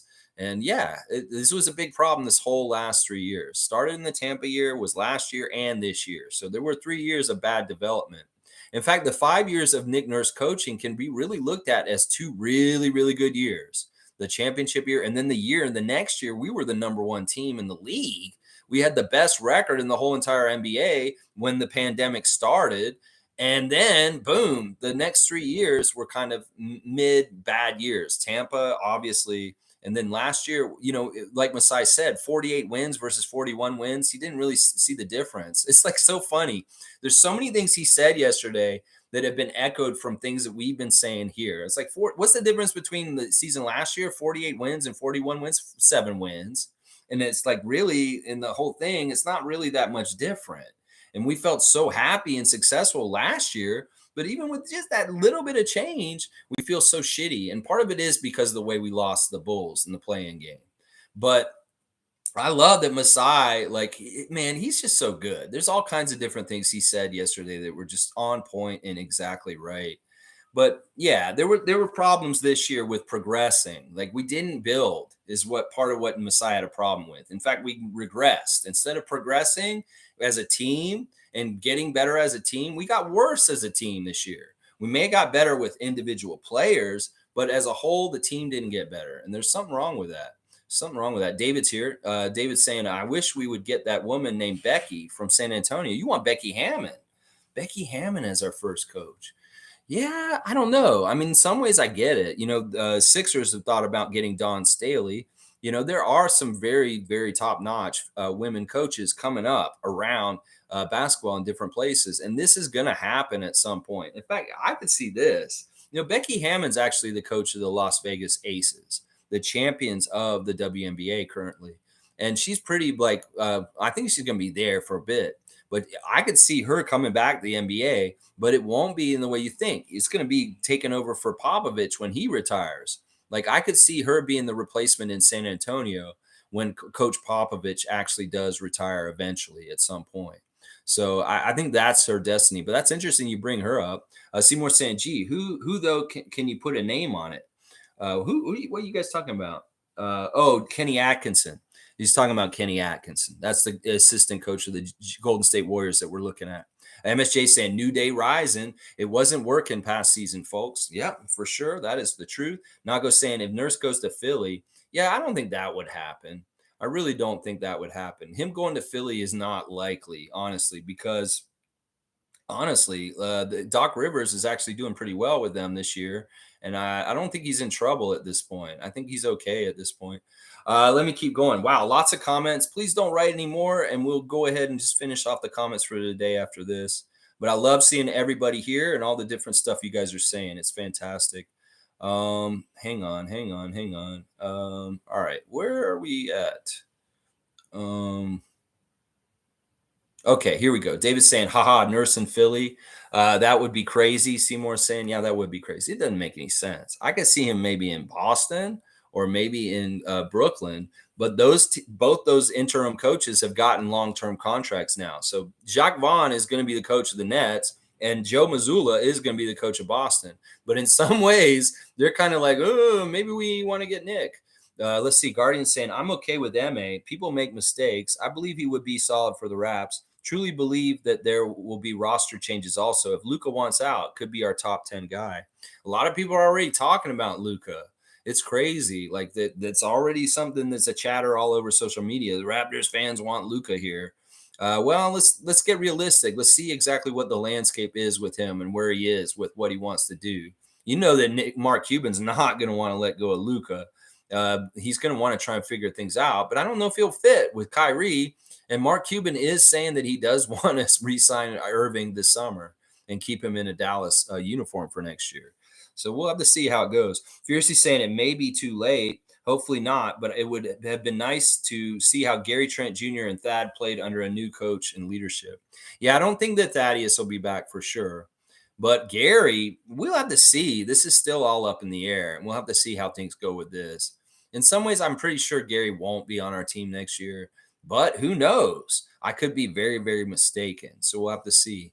I like that Masai talked a lot about shooting yesterday and trying to improve the shooting on our team. And he's going to look at ways to do that from his point of view as far as being the front office and trying to do better with that. So Monique saying Masai's thoughts on Fred's were spot on. Everything actually. Yeah.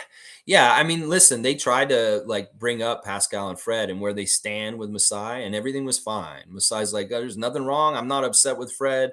You know, he didn't have a very good start this season, but he came around.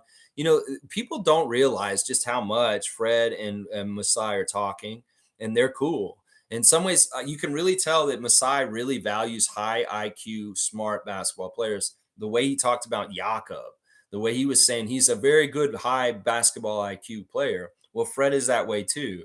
And that's part of the reason why he really does have favorites and he really wants to keep certain guys around because he knows having intelligent players on the court is really smart and that you want to have a lot of smart players on your team.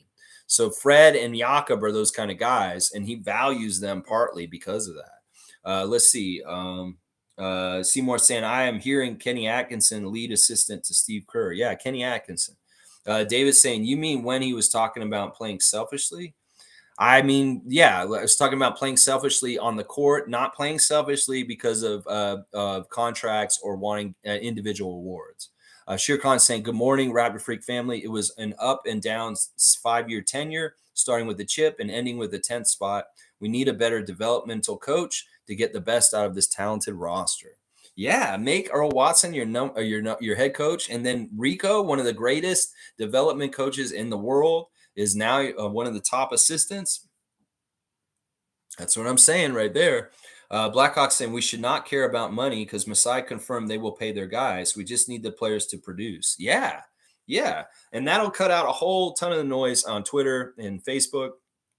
All the dumb fans that care about the money. Fred's going to get too much money this summer. Fuck all that. We pay him what we want to pay him. And hopefully he just produces and plays at the highest level that he can. And we know that Fred wants to. And that's what matters the most. Wayne's saying, thanks for the clarification on Thad, because you said it was instructions from front office. Didn't make sense being cheap for $500,000. Good clarification. Well, the only reason why I thought that, I'm going by when I get the information. And they asked Nick about it, and what he said is, he said, "I'd like to play everyone, but I can't play everyone on the court." And they never hinted, like, I think they asked him, "Did front office tell you not to play him?" And he didn't say anything either way. I was just trying to figure this out because in some ways it like made sense money wise if they're trying to be cheap, that they bench Thad at the end of the year so he doesn't get that extra money. But in some ways it didn't make any sense. And now that Masai cleared it up and they said that they didn't tell him to do that, it's very much Nick that did that.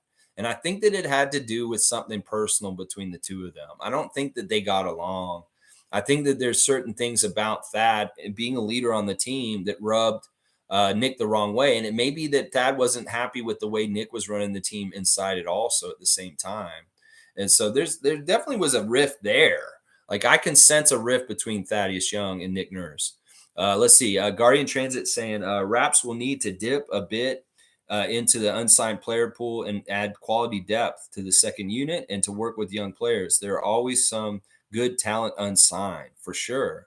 You know, that's the other thing that people just don't get about Masai. This dude knows where to find good talent out of nowhere, and that this is something that he does. And that's why the draft pick crybabies. Oh, we lost our draft picks because of the Jakob deal. Oh, boo hoo hoo. Masai don't give a shit about draft picks. He could draft the last pick in the draft and he'll get a quality rotational player. He could be the very last pick in the second round and he will pick somebody nobody thought about and bring them in, and they'll be a crazy player like Pascal Siakam or something like that. That's why we don't care about where we draft. We drafted 8th, we drafted 7th, we drafted 13th. Who gives a shit? We're going to get a good player no matter what because Bobby and Masai are top at their job in the NBA. These guys are one of the best front offices in the whole entire league at sussing out and getting the best talent. Look at what they did with Koloko. Seriously, they got Koloko in the second round. That's going to be something in years to come. People are going to be like, holy shit, Masai Ujiri is a genius. That this is a second round pick, Christian Koloko. They're going to be saying that in like 2 or 3 years when he blossoms and becomes fully some of the things that he can be. Yeah. People are going to realize they're like, holy shit, Masai is great because he got him in the second round. Why did all these teams not get him? Everybody's so convenient saying, oh, you pick Malachi instead of Desmond Bain. You're an idiot, Masai. Well, maybe he didn't like Desmond Bain. He really liked Malachi at that time. And I don't think that he's wrong with Malachi. It's just that in some ways Malachi had the wrong coach, it seems like. So yeah, I'm not worried about this. They're going to find talent one way or another, whether it's in the draft or through unsigned players that are just in the periphery of the NBA, somebody good that they want to get. In fact, he said the decision with Jeff Doughton and not converting him was that they wanted to use Will. He said it straight up. He said, we made the decision to go with Will because we thought Will Barton would be a better fit for us as a vet in a playoff run.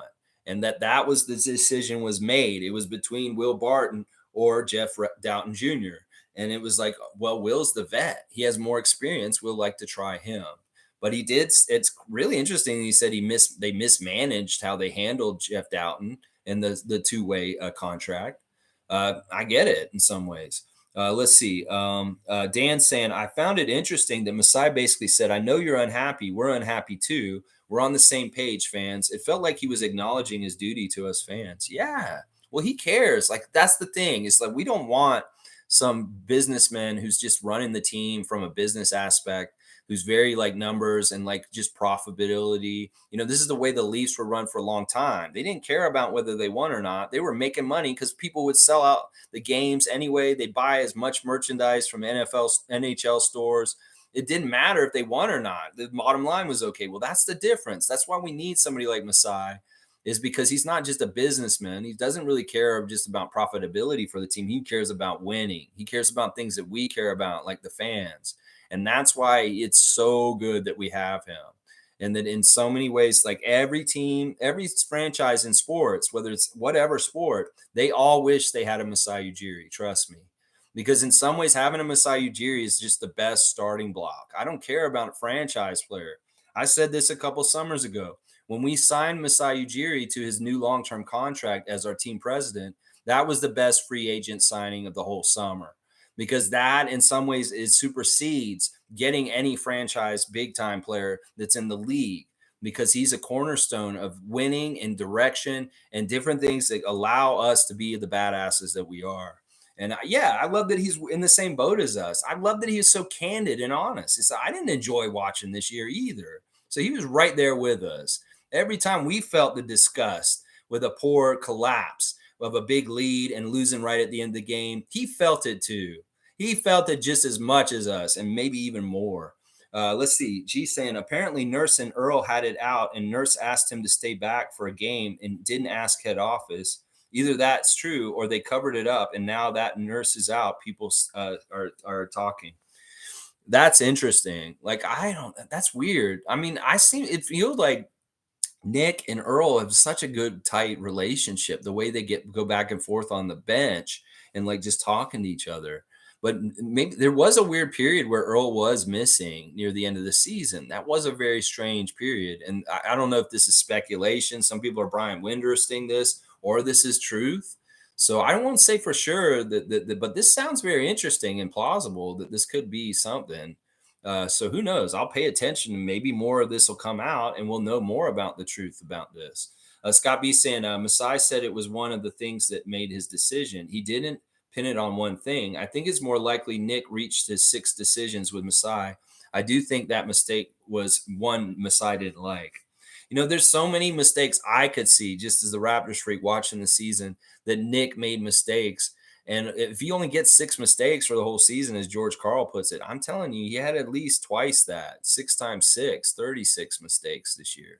You think about all the games we lost that were close, those were some of those were mistakes. And he straight up said that he made coaching mistakes this season at times, whether it's really poor rotations, overplaying the starters, whatever it is, not developing role players off the bench. This is all criticisms that Masai brought up yesterday.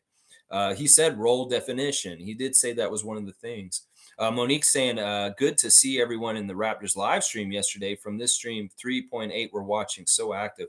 Yeah, everybody was excited to be in there and watch the Masai stream. That live stream chat was such garbage, though. It's full of toxic idiots. There were all kinds of crazy other fans from other nations coming in and calling us losers and saying all this crap. They deleted the live stream chat replay, so you can't go watch it now because it was just full of cesspool of idiots in there saying all kinds of stuff like do Fred next and like get rid of Fred next and like this and all kinds of dumbass stuff they were saying.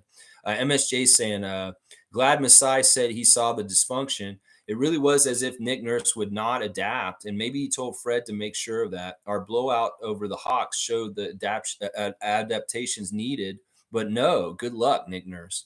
Yeah, good luck to you and going forward with your family, but not necessarily with your professional career. No, we don't want to see you winning against us. That's for sure.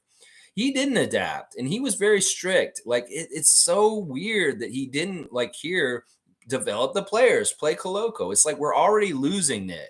We're already a 500 team, and you're absolutely just like thirsting the bench. Like Coloco and Delano and these guys are just not getting enough time on the court. You should have been buying them minutes here and there and not overplaying the starters. This is really the biggest part where you didn't adapt to what Masai wanted. You failed at the development, and that's what he told you to do, and you didn't do that. So you get fired. That's how it happens. Wayne saying the Philadelphia Nick Nurse conference was a call to say, I want out and I'm going whether you fire me or not. It was obvious for even Stevie Wonder could see it. Yeah. He just called to say, I'm out of here. Dun, dun, dun. I know. And that's why I read it that way. And I was like, fuck, Nick, why are you doing this now? And Masai said the timing was awful. It absolutely sabotaged our season. So if you look at it that way, if he had no regard for us finishing the season and getting deep in the playoffs by sabotaging it like that, well, why wouldn't he sabotage the season all throughout? Whether it's with sending guys, holding guys back from 905 and getting developed, whether it's not playing anybody other than the starters. This is all maybe very calculated and sabotaging of our season all along.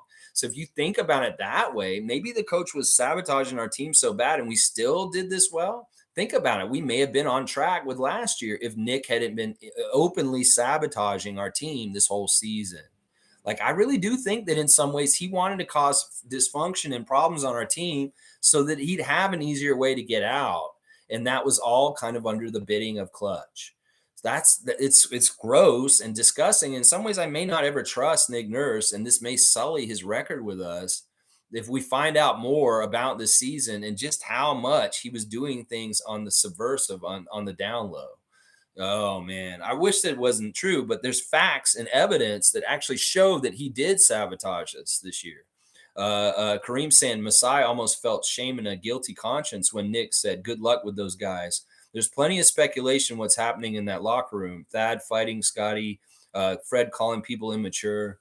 Well, I mean, the couple of things there are interesting. Like maybe the whole thing, once again, I'll speculate, the whole thing with Thad and Scotty, maybe Thaddeus didn't get backed up by Nick and he got in trouble for doing that. And who knows, maybe that was part of the reason why Thad and Nick didn't have see eye to eye to a degree.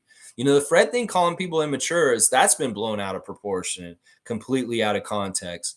He's just saying in general about immaturity in the league. He's not necessarily talking about his team and his players like Scotty.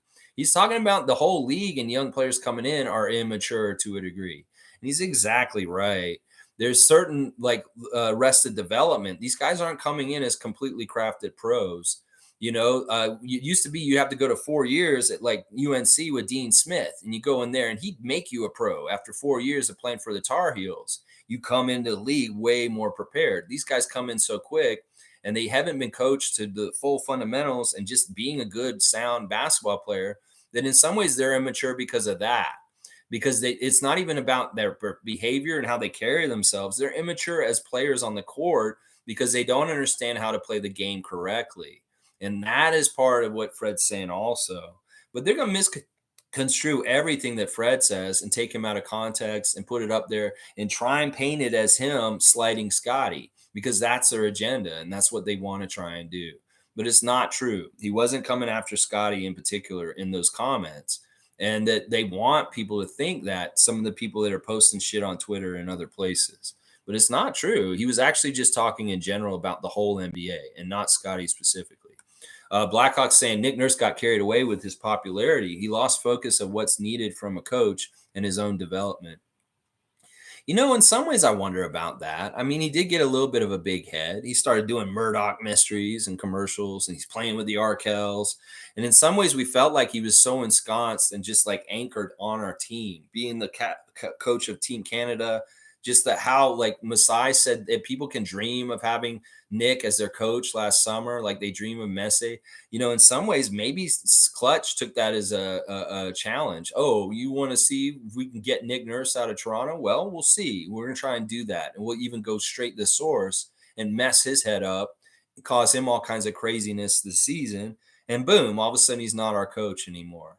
It's like we didn't start this season thinking we would fire Nick Nurse yesterday. We very much had him in the plans for long term. It's just everything went so awry.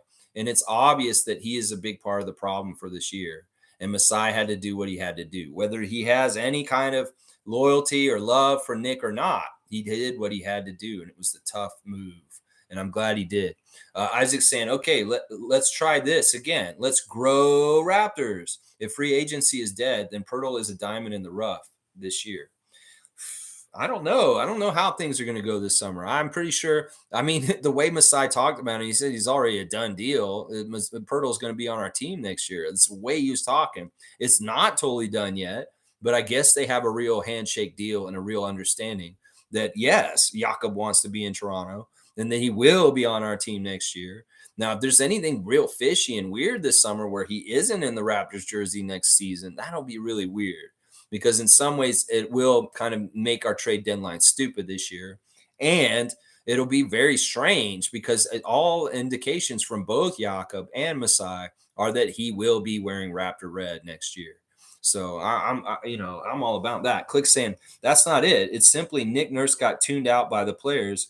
Nobody was listening to him anymore. He would tell them to do the same shit, even if it wasn't working. Not about popularity. Time ran. Well, no, it's not even that. Even they listened to him and they tried to execute his system, but his system just does not work. It's like a perfect storm of like the NBA changing the defensive rules to basically like castrate his power that he had with the defense last year. They saw what we did last year with our defense and it scared the hell out of the league. So they made changes to the NBA rule book that castrated our defensive prowess as far as like making the offense so much more weighted to be more powerful. And that was a huge part of it. Now, Nick is an old dog and didn't really adjust in some ways to change his game this whole season to fit what was happening. And in some ways, he kept running our guys ragged with the same defense, even though it wasn't getting any of the results anymore because the offense was so heavily favored in the new NBA. So, in some ways, they were still listening to him. They said they are all listening to him. They all still loved him in the end of season interviews. They didn't lose them. They were still listening. It's just that part of the problem is they all got a little cushy. They got a little comfortable and they weren't as like going after it this season as they could have. There wasn't the gumption. There wasn't the motivation. And in some ways, Nick was not motivating them well enough. That's the difference. They were listening to him and still doing what he wanted. The effort was out there. But in some ways, he wasn't like lighting a fire in their ass the way that he should have. And that's where it is. It's not he lost them. It's just he wasn't motivating them effectively, and that was the big difference right there. It's not even popularity or anything. The guys all really like him because that's how he's a player's coach. He lets them do whatever the fuck they want, and that's what Scotty said. I love Nick. He lets me do whatever I want. Yeah, Precious said the same thing. I love playing for Nick. He believed in me. He let me do whatever I want. And that's why they really do like him. But the problem is no structure causes a dysfunctional bad team like this year. And that's what happened. Dan saying, I think it would be rad to promote from within, but there's no way it could go that way again after Nick. Why not? I mean, it's a sound, actually smart, safer way is to promote from within. I know some people may feel like that's not a good idea, but this is actually how Masai does it. That's what he did with Nick, and it made sense because part of it is that you make the transition from a new coach much safer and easier because they're familiar. There's somebody that has already worked with all the players and that it's just kind of their time to take the steering wheel and do it the way they would want to do it. And in some ways it's very smart to take Earl Watson, who was sitting next to Nick, and because he really has a lot of experience from Nick. And it's like we get rid of Nick and he's not there personally, but there's a lot of stuff that Earl learned from Nick that is still able, if it's good stuff, to carry over into his regime. And that's why in some ways it's really smart to promote from within. And I'm going to tell you right now, if you listen to the way people talked about Earl Watson before he came to the Raptors, he was a hot commodity that everybody was thinking about hiring him as their head coach. And in some ways, he has been groomed by Masai to take over for Nick. I'm telling you that's part of the reason why he's been here for the last couple of years already. And that now it may be his turn to take it. It seems like Masai in some ways is smart and he has a way of doing things. Hiring and promoting from within the assistant to a head coach, that is one of his things in his thing because it allows continuity and safety of not having an unknown personality come into the fold and you don't know what kind of ripples that'll cause. Udoka could very much not get along with Pascal Siakam, and that could be an issue. Well, we know Earl Watson gets along with everybody on this team, and that's not going to be like a factor we have to worry about. That's why I like it. I really do. Let's see. G saying, apparently Nurse had it out with Earl and asked him to stay behind one game, and it didn't tell the front office. Either that happened or they covered it up with their version, or now people are starting controversy. Now, see, I thought that Earl didn't come to that game because of family things, like that he had something like with his daughters that he had to go do, or maybe he had some like game that he had to go be a part of, and he got excused to leave to go to those. That was my understanding at that time for that game in particular where Earl wasn't there, was that he was excused. But I did notice that Earl wasn't on the bench for a couple of games, and I was trying to investigate why. Cool Cat's here. Good morning, Raptor Free Crew. Just tuning in, and Masai we trust. As always, yes, Cool Cat, and more than ever, I trust Masai Ujiri, and I am really looking forward to seeing how the summer goes. The last time we put a lot of trust in Masai, we got a championship. So we're going to see what this summer is already starting like the summer of 2018 with firing our coach. Well, let's see what the next move is. We could have a DeMar for Kawhi kind of level trade at some point this summer. We'll have to see what it is. Wayne saying there was no communication between coaches on the bench. Whenever you saw them, there wasn't much verbiage between them. Sorry, Celtics' success is Brad Stevens. Different coach in Boston, same result. In some ways, you're right. You could look at it. You take MMA out of there and you put Joe in there this year, and he's definitely replicated the success that Udoka had in his absence the year after. So I agree. I think Brad Stevens in some ways is like Masai Ujiri for them. And in some ways, he's the most important person kind of pulling strings. And he set up that system as a coach himself for Udoka to take over and put himself into. So I can see what you're saying, Wayne, and I won't disagree with this. The key important person in Boston is Brad Stevens. And I'm with you. Jimmy's saying I'm all in with MA at this point. Yeah, well, we'll see. I mean, I really, it is really good that Masai has a friendship with him, that they do know each other and they're very close. That could really be a factor in the Udoka sweepstakes, possibly, because we're not going to be the only team that's looking at him. He's already probably gone and interviewed with Houston for their opening. There's other teams that are looking like they want to dump their coach right now, and they would dump them to try and get one of these high profile coaches that are available now, Nurse or Udoka. So we'll have to see how this all goes. Race mode's here. Good to see Edmund. You already know that Masai watches Raptors Freak and has Lex on speed dial. I didn't want to believe that coach was an issue. Hide your wives. I'm serious. Like, I watched that yesterday and I'm like, holy shit, he is backing up a lot of what I've been saying on this channel for like the last couple months. That it's like I was speculating, trying to figure out what happened with this team this year. And Masai came out and he told us, and I was like, holy shit, this makes me look good. Because anybody who's watched me and been listening to what I've been saying, everything that he was saying yesterday kind of goes along with exactly what I've been thinking here. So in some ways, it's good to be verified as like, all right, I'm a reliable source because we're hearing it straight from Masai's mouth, and everything he's saying jives with what I've been saying. And that's a good endorsement for my channel as far as like if you want to come somewhere where you're not going to hear any of this toxic bullshit, speculation, just unnecessary negativity, but you do want to know what's going on, the Raptor Freak channel is for you. Wayne's saying, Earl Watson, please. Every first job needs a first job. He has coached as a head coach in Phoenix. He was the head coach there before Monty Williams, and he got replaced because he didn't do totally well. But it may be time for him to step back into that seat and try again. And I'm all about it. I think that he's a perfect, like in the middle between the old and the new, as far as bridging young generations and getting them bought in. Like Scotty will listen to Earl because Earl played so long in this league. And the fact that Earl has mentors like Hubie Brown and Pat Riley, and like he's been coached and been around some of the greatest names in coaching in his history. Earl Watson as a player, that in some ways, like his resume is super, super good. He has ties to UCLA and things like John Wooden and the way that John Wooden did things. And that's important. And that's really special. So I really love the idea of Earl Watson being our coach next year. MSJ saying, I think if the ship can start to sail in the right direction, we have 5 to 20 more wins. That would get us to the 5th seed or so and be a good jump. I think this team could be a second round playoff team. Yeah. One of the main things that Masai kept keying on was parity. He said, like, look, the parity is completely different this season than even last year. If you think about it, it is true that there's so much middling out with the whole entire league. There's not very many teams that are like really, really good records and not very many teams that have really shitty records. There's a lot of teams between like 600 and 400 and almost the whole meat of the whole league.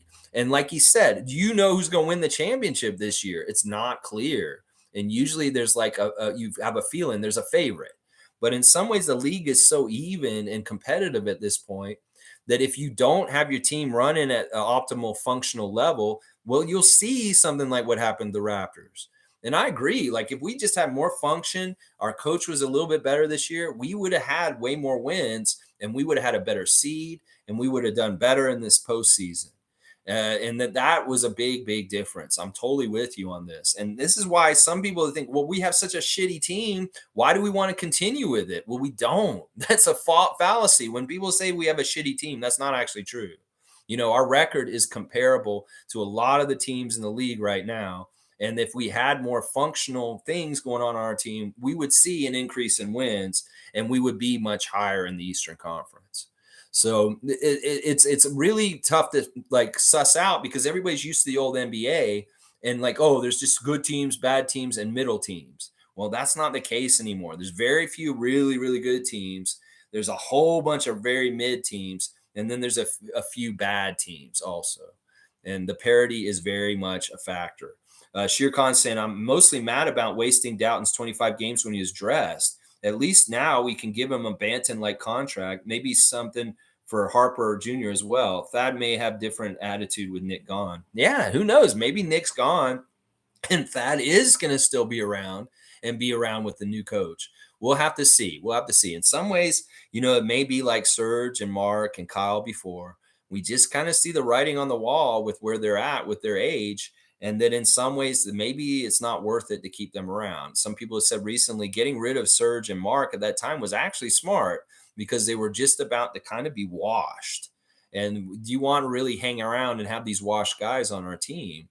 In some ways, that may be like that, but who knows? We'll have to see what Masai does. I trust him.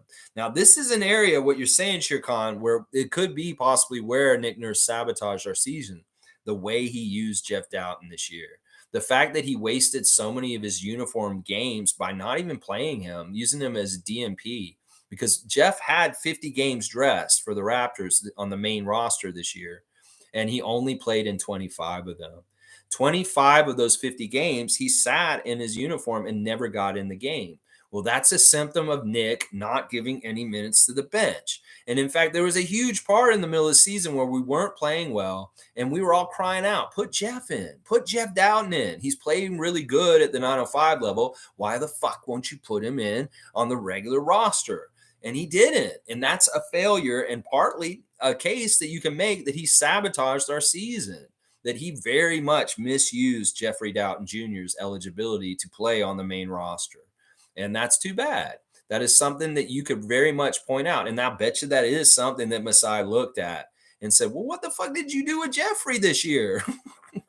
Diane's here. Good to see Diane Hart. It's been a little bit. We appreciate Diane Hart. One of the original Raptor Freaks has been on this channel many times, but good to see you back.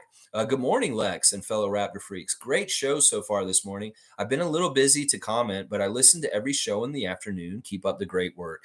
Thank you, Diane. However you catch us, if we can catch us live and comment in the morning, that's fantastic.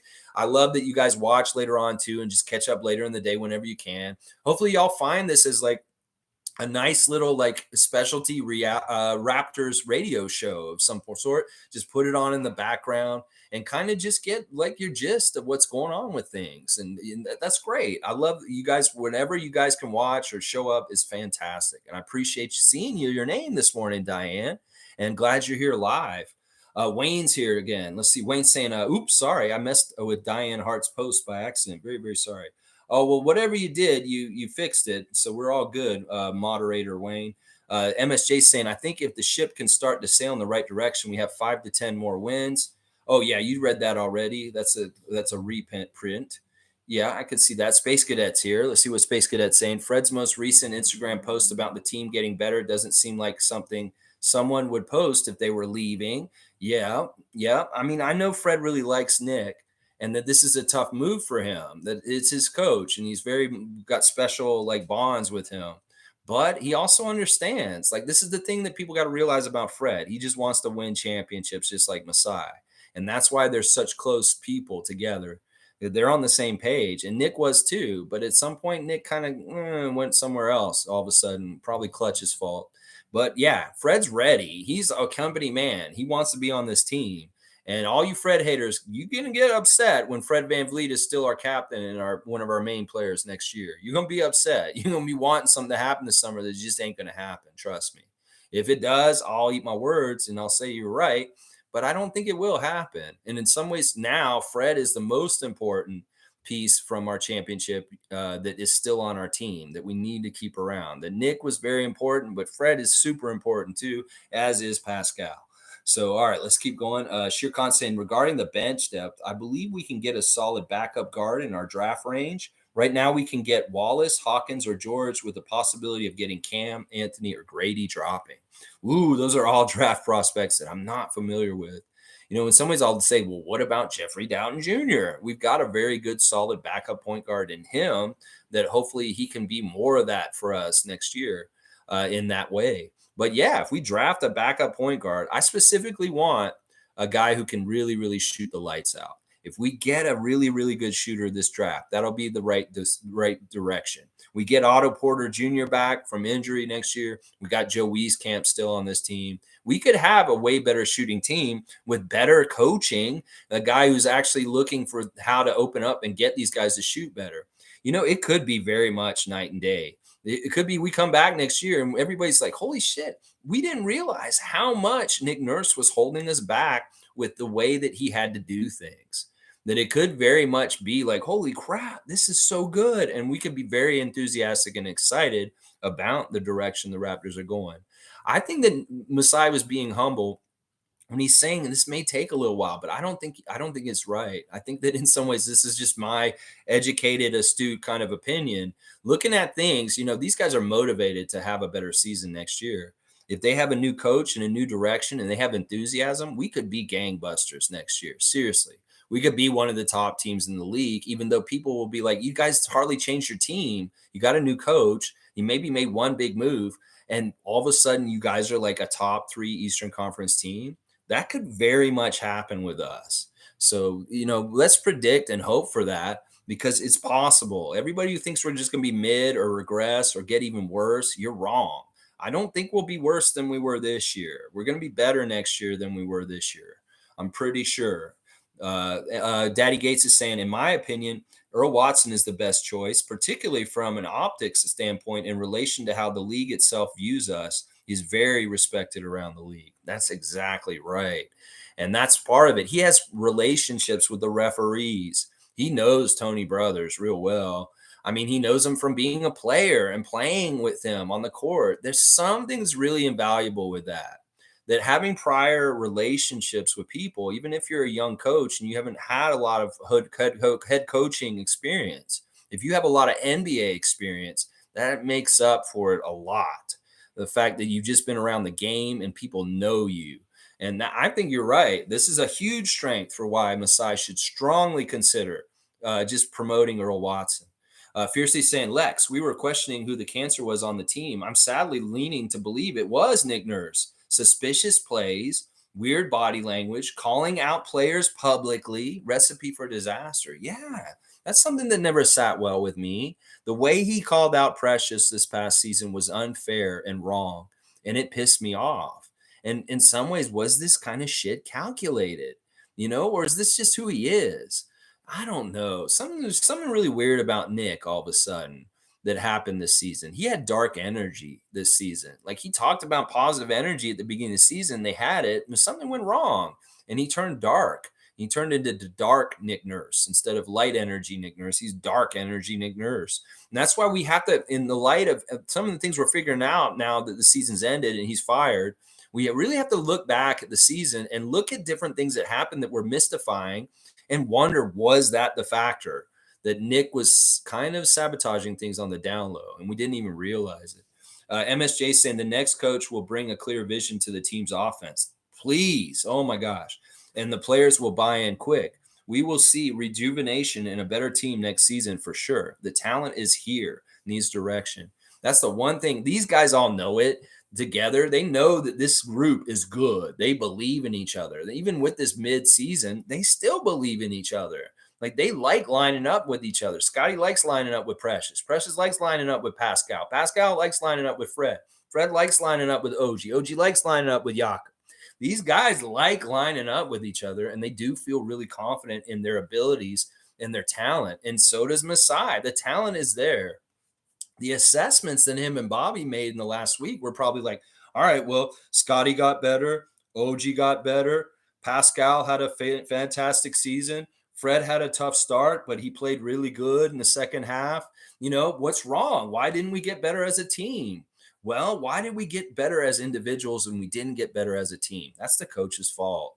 That's basically what it is. The coach did not utilize the talent and the progress that these guys were making to turn it into converting into more wins than last year. And that is solely on the coach. Seriously, some people will say, oh, it's the roster build. He didn't have the right build for the roster. Fuck that shit. You get NBA players, you use what you got. And that's the thing. Maybe he was being too strict with how he used the guys and he'd ignore the bench. And that's why he fucked that up. Other coaches could have used our bench better and gotten more out of it, other styles of coaching. It really is his specific style of overplaying the starters that absolutely destroyed our development and really overran our guys. And people have been complaining about it all year, and he still did it. He still did it over and over again. Minutes police were in full effect. Well, minutes police are happy because they don't have to be patrolling the area as much because Nick Nurse, the guy who was breaking the law with the minutes police all the time, is gone now. Let's see. Jimmy's saying, I want MA because I think he could bring a different vibe aside from the stuff that happened. It seems like players loved him and he brought them to the finals in his first year. He could do well. Well, this is definitely true. Those Celtics guys really love playing for MA. And there's a thing about him that has an edge. He definitely has a super strong competitive edge. Some of the stuff that we've talked about on this channel that maybe the Raptors need more of is that kind of edge to them. And kind of like, we're going to fuck you up. Like, we're crazy and we're going to come in and do whatever it takes. We're going to be physical. We're going to be, he could be that kind of motivating guy as a coach. It seems like that's one of his strengths. Like, he's very edgy and very competitive. And in some ways, we really do need that. And that is one of the positives, the strong things that make him very attractive to me as far as possibly being our Raptors coach is his competitiveness. And then, yeah, he seems like he gets along with players and they really buy into him and they do more for him. That's part of it also. The Jalen and Jason really didn't like him getting canned like he did last year in the scandal. That they were very upset. They did not like switching coaches and him leaving. They were very happy with having him as the Boston Celtics coach. So that says a lot right there. And that is very true. That if we want more edge to us, a little bit more like dirtiness and fighting, well, that's Udoka. He would do that stuff for us. Click saying, Fred, laugh out loud. I don't even know what that means. Smooth saying, I think Toronto will make an external hire this time around. As underwhelming as they were this year, I don't think the front office wants to take the chance again. Most of the assistants will move with Nick. Yeah, I don't know about that. I don't know. They did say yesterday that they are assessing every single assistant and every person in the coaching staff along with Nick. And some of them may leave with Nick. You're right. I fully expect that. And some of the, I don't think Trevor Gleason will be around next season. So we'll have to see how things work out with this whole thing. It really is like when you fire Nick, it's not just firing him. There's repercussions to every single person on his staff as far as where they're going to do. Are they going to stick with Nick? Are some of them going to try and interview for the job that's vacant and get that job after he leaves? There's all kinds of question marks. Is Trevor Gleason going back to Australia now? We don't know. Shir Khan saying the good luck with those guys can be taken one of two ways. First one is regarding question which players can be moved, and the other is when friends who work together say it when they don't really mean it. Yeah, I don't know. I take it as this. He cares about those guys. It's kind of like good luck with those guys.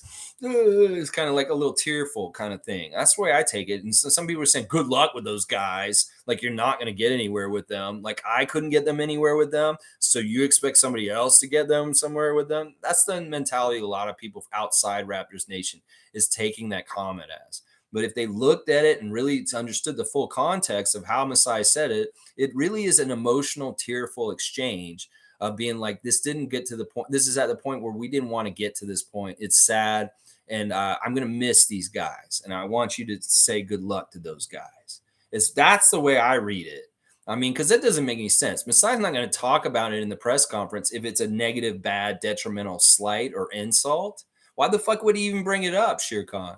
So it doesn't make any sense. He's very like honest and forthright, not sarcastic, and he means it because he has an emotional connection to the players from coaching them the last couple years. So Kareem saying Nick Nurse wrote a book, Shoot Like a Pro. The irony of it all is that he coached a team that would miss a beach ball toss in the ocean. Cream, I want to give you a dunk, but I'm not going to. But that's that. I mean, that's true. And somebody was making fun of the books. There's a picture of Nick with a bunch of books on his desk, and one of them is the 48 rules of power. And somebody's saying, "Oh, as soon as I saw that book on his desk, I knew he was going to be gone." It's so crazy. Daddy Gates is saying, "I like the idea of Patrick Mutombo, but I think he is a bit too strict for this team. If anything, he's the type of coach that Houston needs." I think you're exactly right. That totally makes sense, Daddy. As far as like seriously, he is one of the most strict coaches ever. Seriously, the way he ran 905 was really cool and awesome. I liked it. So in some ways, maybe we do need him. It would be really refreshing to have an absolutely over organized coach that is absolutely looking at every single detail and wanting everything done exactly a certain way. It'd be such a different variance from Nick and him saying, just do what you want, because that's really what the Raptors have been doing while he was the coach. There was no structure, no form. A lot of it was chaos. Mutombo is the opposite of that. Callie's here. Good to see Callie Mayer, a great Raptor freak from the beginning, one of our originals. I'm happy Nurse is gone. It won't solve all our problems, but it gives me hope for the future. There were a lot of things he did this year that pissed me off. Oh, yeah, me too, Callie. I was mad at Nick. You remember, guys, I was calling him every once in a while. I'd be like, Nick, why did you do that? And then he'd hang up on me. Yeah, we were doing a lot of those calls this year when I was like, what the fuck were you doing, Nick?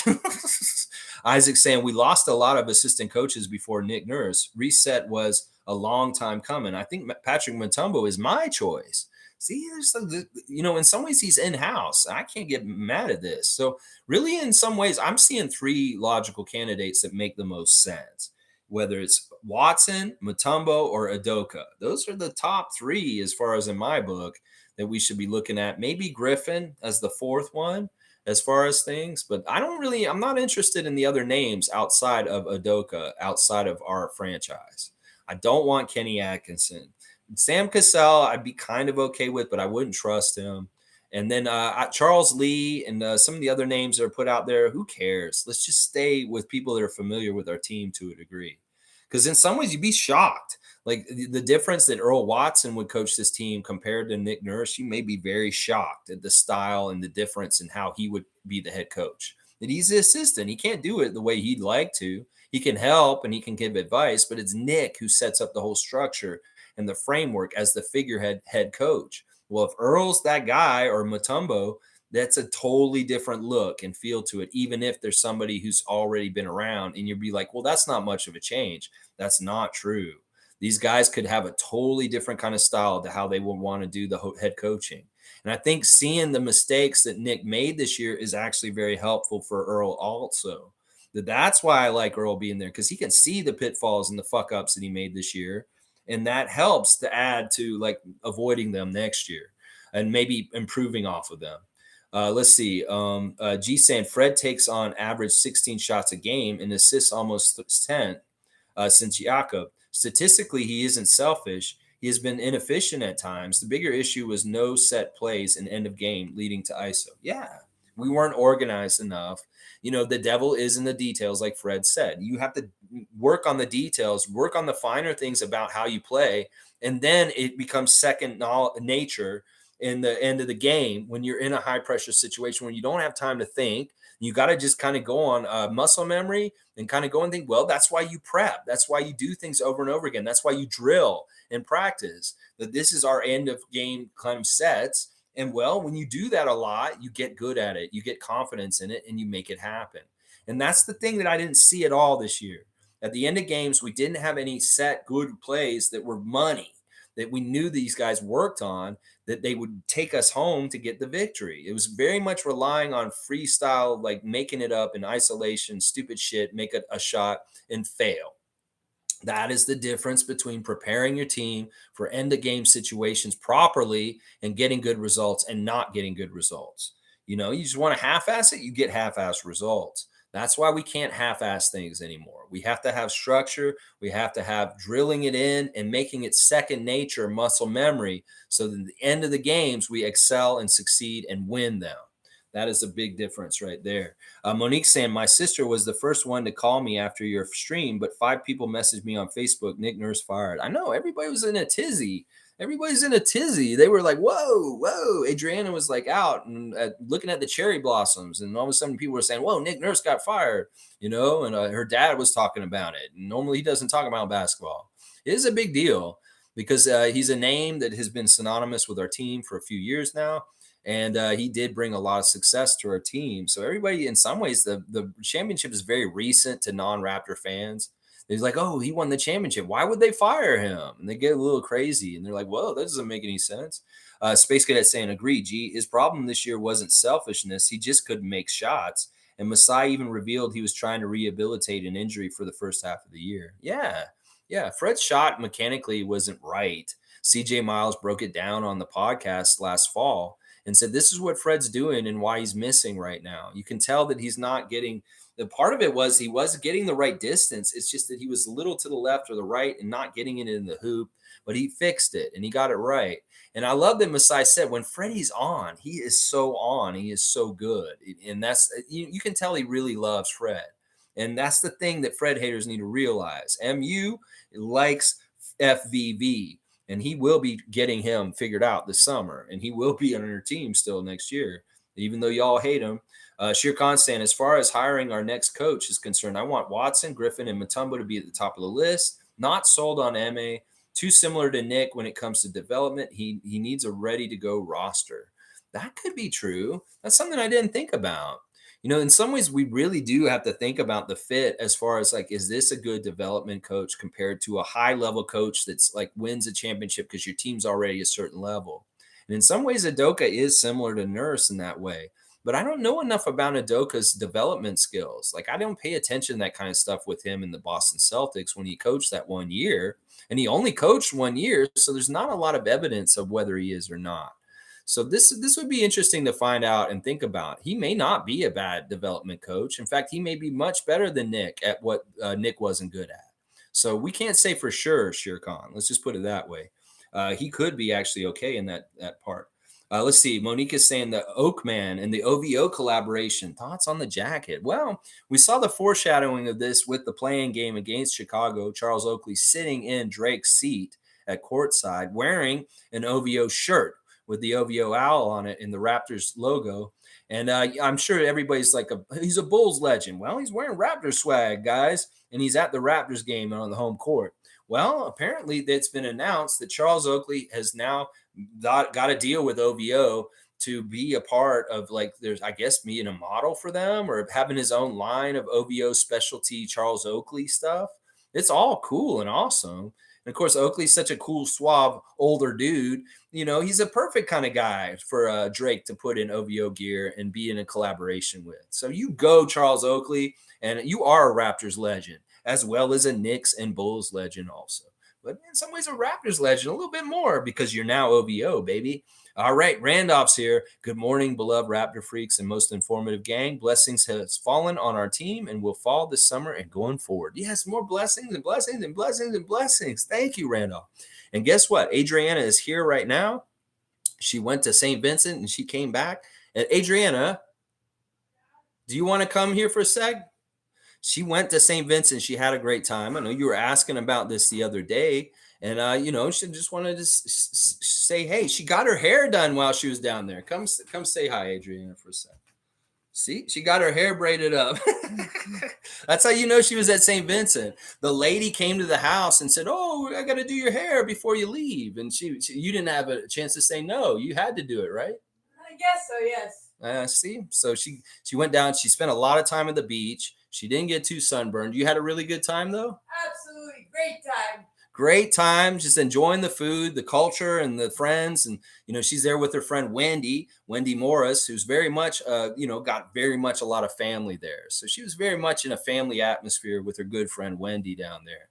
But yeah, she had a great time, Randolph, at your home country of St. Vincent's Grenadine. Yeah. Shere Khan saying, Masai was trying so hard to downplay Nick's Philly comments, but we all know it had a huge impact on a front office perception of Nick Nurse. Once coaches lose control of the situation by putting it out there, it's too late. Yeah, the genie got out of the bottle and it ruined our season. It very evidently ruined our season. And that's why I think he was sabotaging us all year. And in some ways, Nick didn't want to, I mean, Masai didn't want to get rid of him, wasn't in the plans, but Nick made it happen. It was very calculated by him on the down low. And that's why I didn't trust him anymore. And, he tried to say that wasn't it, but it was it. It was. And that's the only place where I detected a lie from Masai Ujiri was when he was saying that didn't factor into his decision. Bullshit, Ujiri. That Nick Nurse doing that press conference before the Philly game was a huge part of the reason why you fired him yesterday. Smooth saying, hang on. All right, let me see. Where are we at? No. Okay, yeah. Smooth saying the only player I think Toronto is prioritizing on re-signing is Jakob. Masai called him a championship piece, and that could fit on any team. Agreed. Well, it already sounds like it's done. They got like a handshake deal and it's already figured out. I think Fred's on that list too, but we didn't hear him talk about Gary at all yesterday, really. Isaac saying Mutombo played professional ball. He played professional ball, but didn't play in the NBA. There is a distinction in that. Fiercely saying Becky Hammond just won the WNBA championship. That's right. She's the head coach of the Aces, and she's in a pretty good place there. I'm going to bet you, seriously, she's going to be the incumbent coming in after Popovich in San Antonio. Her family is there with the coaching. She's a Popovich person, and San Antonio loves her. So they kind of got the dibs on her for when she's going to come and coach in the NBA first. It'll probably be San Antonio. Omari saying, good morning, the freaks. Good morning to Omari Parsons. Y'all, listen, if you need a place to stay in the 416 or the 905, you're looking for a place to rent, you're looking for a place to buy a mortgage or anything like that, Omari Parsons is your guy. He's in the phone book. He's a realtor. He's somebody that can help find a place for you in town. So look up Omari Parsons in the phone book if you're looking for a place to rent or buy in the greater Toronto area. That's right. Shir Khan saying, W stream, Lex. Love the content. Looking forward to these weekend streams because only ones I can watch all the way through. Masai lurking like a shark. Yeah. Waiting to take a bite out of another roster. Toronto Jaws. I love it, Shir Khan. Well, I appreciate you being here, and we're going to keep going. Tomorrow will be a Sunday report. Maybe we'll go a little more in depth on the coaching possibilities for replacing our coach. As far as like what the alternatives are. I'm going to do a little more research on people like Charles Lee and Sam Cassell, and we'll kind of get a picture of like maybe 10 candidates that are realistic for possibilities to be the next Toronto Raptors head coach. So tomorrow, Sunday special report, who's going to be the next head coach of the Toronto Raptors? And it'll be a little bit more of an extension of what we've already been talking about here, but a little bit more organized. And I'll have more information because I'll do more research tonight on the candidates. So let's see. Cool Cat saying, yeah, Twitch life is over. Thank you, Scotty, for sharing part of your personality with us. Yes. That's what I said to him in person. I said, Scotty, thank you for Twitch last summer. And maybe it freaked him out. He's like, whoa, wait a second. Why are you thanking me for Twitch? I was like, because, dude, you gave us access to you in a way that was just so unfiltered and awesome. And like in some ways, a Raptor fan wants to know who you are because we want to know if you're going to be here with us for the long haul. And in some ways, I was doing like an assessment of your character and trying to figure out who you are and what makes you tick and what matters to you, and thinking about it in the long term with our team and our franchise. And one of the things that Masai said yesterday is when Scotty comes back every summer in the future. I love when he said that because that is really, once again, a tell of Masai and how he looks at the future. He may see himself at a farm in Nigeria in 20 years, reflecting on his career here in Toronto, but he's also seeing Scotty in the future when he returns to the Raptors every summer after what he's worked on in the summer. He said that also, and I love hearing that. Fun guy saying, what do you guys think? Good luck winning with those guys. I thought that it was very like on point in exactly what he meant. Nick Nurse is not a sarcastic guy in a lot of ways. He says what he means, and he means what he says. And I think he means good luck winning with those guys. Some people say, oh, he doesn't think that they'll win because of this or that or whatever. It could be very underhanded. Maybe I'm wrong.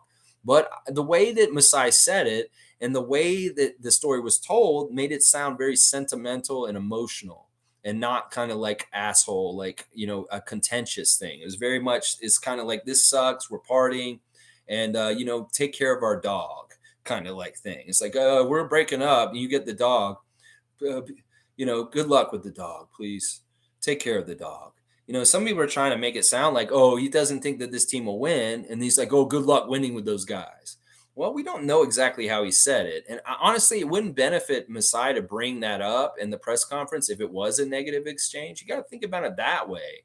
Masai wouldn't even bring it up if it was actually a negative exchange. Like it wouldn't benefit him. He's too smart to do that. So I really think it is exactly what it sounds like. He means it, that he wants good luck for our team and our players because he cares about them. Cool Cat saying Nurse is the isolation specialist. He did that with Pascal, Scotty, tried it with OG. You see the same isolation stuff with Kawhi on the Clippers, and everyone just stood around and see if he passes or shoot. It's just not effective. It's not totally utilizing everybody. And if our team is like a lot of equally talented starters for the most part, then in some ways going so isolation with Pascal is just not really smart basketball. You're not using our overwhelming talent at all five positions compared to the other starting fives. And that's really what you want to do. In some ways, the teams that are winning the playoff games right now are the teams that are getting the best team effort, the most guys in double digits. Teams that have like 7 or 8 guys in double digits are winning their games against superstar teams with like LeBron and AD who just score like 20 points between the two of them. They score all the points in double digit. Nobody else getting double digits for the Lakers. Well, the Grizzlies win because they've got like 8 guys in double digits. That's how Atlanta beat Boston last night. They had like 8 guys in double digits. They had a really supreme team effort where all the guys were hitting and doing well, and that overwhelmed the Celtics. That's how you win. Team basketball with a bunch of guys attacking and getting good production. You go to the well with one guy way too much over and over again, it stymies the team. And that's what Nick did with Pascal in some ways. Let's see. I'm a fun guy saying, I'd be highly shocked if Earl Watson or any of our assistants became head coach, like a 10% chance to me. Why? Why would you be shocked about that? The president is already there. I thought he was going to hire from outside when he fired Casey, but he didn't. He just elevated one of the coaches in the staff. I really do think this is part of the way part of the way Masai Ujiri develops coaches. He brings the next guy in, the incumbent, to be underneath the one that's already there, and that is the person who eventually will take it over. That Nick was always, the 5 years he was an assistant, was the incumbent the whole time, ready to come and take over for Casey when the time was to fire him. Well, that's why I think Watson's sitting in that same spot that Nurse was in before, and that it would make a lot of sense. Once again, I've got a pretty good streak of being right on things. So I'm still going to predict that I think Earl Watson is going to be the next coach of the Toronto Raptors. Smooth saying, if Ime Udoka is the next coach of the Raptors, expect big changes player-wise. He's not going to coach this version of the Raptors, in my opinion. That could be very well. That may be part of what Masai said in the interview process. He's going to say, what are you going to do with this team and these guys? And he also has to assess whatever the new coach is going to be is what team players fit with what they want to do. And he will make moves and adjustments to help fit the vision of the new coach and what they want. He did say that a little bit yesterday. So that could very well be that there may be one player or there may be a couple players that just don't fit with the scheme of what we're going to try and do with the new regime of our coach, and that they're going to get traded for something that will work. It could be, Ime Udoka, if he's really smart and he does know a little bit of the GM side, he may work really closely with Bobby and Masai about who he wants specifically. And he says, look, if you get me these 2 guys and you bring them in on my team, I'll make this team a Eastern Conference Finals team. And that may very well be part of what they do, is like they listen to him as far as like he really knows that this dude will do this for me and stuff like that. Who knows? He left it open like that, Masai, when he was talking about it. With the changes further this summer, they may be in conjunction with what the vision is of the new coach. So we'll have to see. Let's see. Carlos saying Nick Nurse sticking point, starter minutes, no bench development, no adjustments, no set offense, passing optional.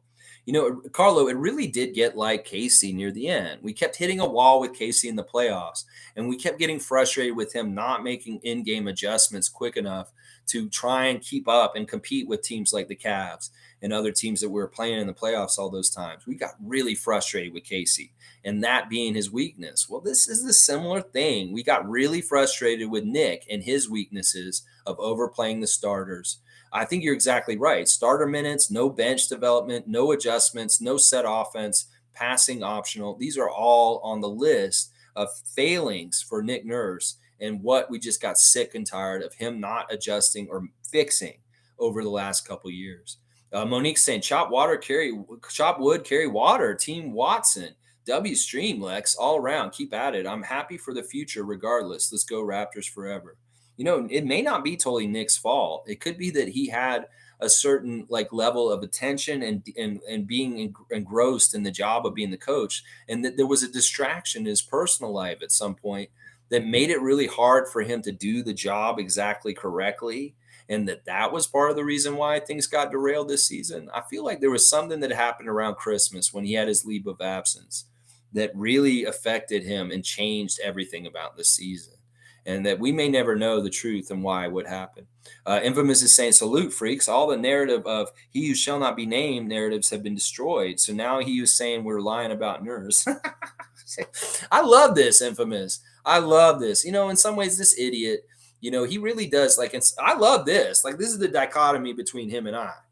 As time goes on, he gets disproven. He gets proven wrong. And more as time goes on, I get proven right. And I think that this is really true. There's a lot of things that he said this year about Fred and Scotty and different people that have completely been debunked and made to be exactly wrong. And that's awesome. That's so awesome. Wayne saying, forgot about Gleason. Take him with Nick Nurse. Yeah. Yeah. And Bjorngren, he'll be gone too with him. Those really, in some ways, Trevor was here for Nick. He's not going to be hanging around. Nick's gone. He's not going to be around. Nate will be gone too. I really just want to see Earl step up and with Rico stay here, because that's good for Pascal. It's very, very good for Pascal in a lot of ways. And in fact, Earl and Rico getting promoted to that spot means that Pascal, it'd be very, very good for them. They may use him way better because they super value him. And of course, Rico really knows Pascal, as does Earl. And it'd be interesting. Maybe Earl will get some former players as assistant coaches that are on the bench. That could be very interesting. It would be interesting to see how Earl would flesh out his whole entire coaching staff. And there could be some very interesting people coming to Toronto that were former players that he picks if he is our head coach going forward. Infamous is saying the decision not to play Thad was on Nurse, not upper management. Yep, that's what we found out yesterday, and it really makes me think that Thaddeus and Nick Nurse did not get along, and that was part of the problem with some of the stuff on the team.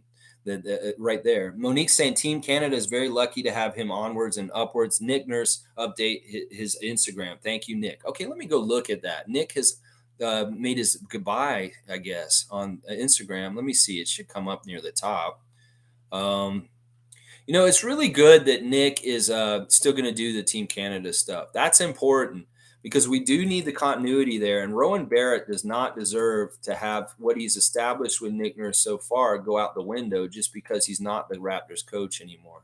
I don't see anything on his Instagram, Nick Nurse, about saying thank you or anything right now. I'll find that stuff out later. All right, y'all, let me just wrap things up. I went way longer than I thought. I guess today was really to share the love for Josh Lewenberg of TSN.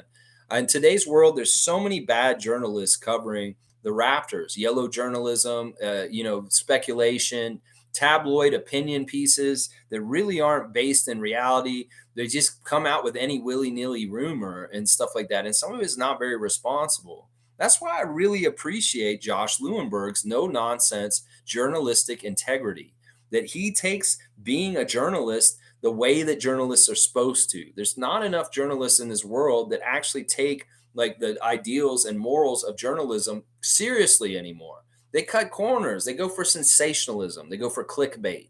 They go for things like that.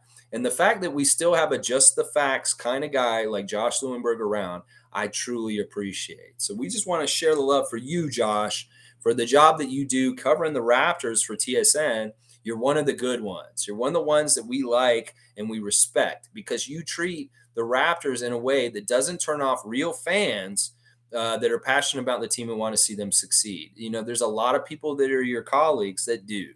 They write stupid little jokes at the detriment of the Raptors. It's not fair. And we don't like those people. People like Grange and Doug Smith. So we're going to celebrate the good ones this summer from time to time on the Saturday Share Love Club. And the first one this year is Josh Lewenberg. I just really appreciate your no nonsense style of reporting, and I appreciate getting the information from you. To me, you're like the Raptors level of Woj or Shams. You are like that dude for just Raptors Nation and Raptors News. And I appreciate you much more than people like Blake Murphy or Aaron Rose, because you're no nonsense and you're just straight up just a journalist and not trying to be a comedian or somebody funny. So there you go, Josh Lewenberg. We're giving you your kudos. Well, we covered a lot about the Masai Ujiri press conference yesterday. A lot of interesting things said by Masai. Fantastic stuff. We believe in trust in you, Masai, as always. And this summer, I'm interested to see, and the more the changes, the things that happen with our team, and getting excited about possibilities for future success with this team, because we are going to find it some way, one way or another, because we know Masai Ujiri is hell bent on getting the Raptors a second championship and validating our first one, that it wasn't a fluke, it wasn't just a one-time thing. We got to get two of them to know that we are for real and that they need to fucking respect us, is how I look at it. Yeah. All right, let's see. Fun guy saying, I just think it's absolutely insane that we fire one of the best coaches in the league and then hire an assistant lacking even a fraction of what Nurse brought. Anything beneath is an established coach is bad. Well, all right, let me make the counterpoint to this. Well, we did this before, and this is exactly what people said about Nick at that time when we fired Casey. You could take everything that you said and just flip it and say it, and we can see what we did with Nick. That's why, listen, it's not about getting somebody established. In fact, sometimes it's best to get the hotshot new guy that nobody knows about and make their name here, and that is Earl Watson.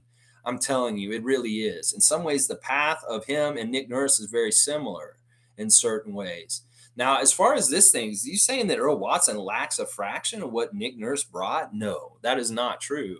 He has head coaching experience. And once again, he was there. He's seen this team. He really understands this team throughout. And in some ways, him being in control, you could see a lot of changes quickly that he may understand exactly how to change it. It could be on the down low. This is true that Watson and Nurse weren't getting along this season. And that in some ways, maybe Watson's holding his cards for how he would fix a team, and he didn't tell Nurse. And now that he may be in charge, maybe he'll do all those things and fix a lot of the problems that possibly could have been fixed this year. I don't know. Listen, in a lot of ways, you could say anything below an established coach is not good, but we said the same damn thing about Nick Nurse, and we saw what happened in his rookie year.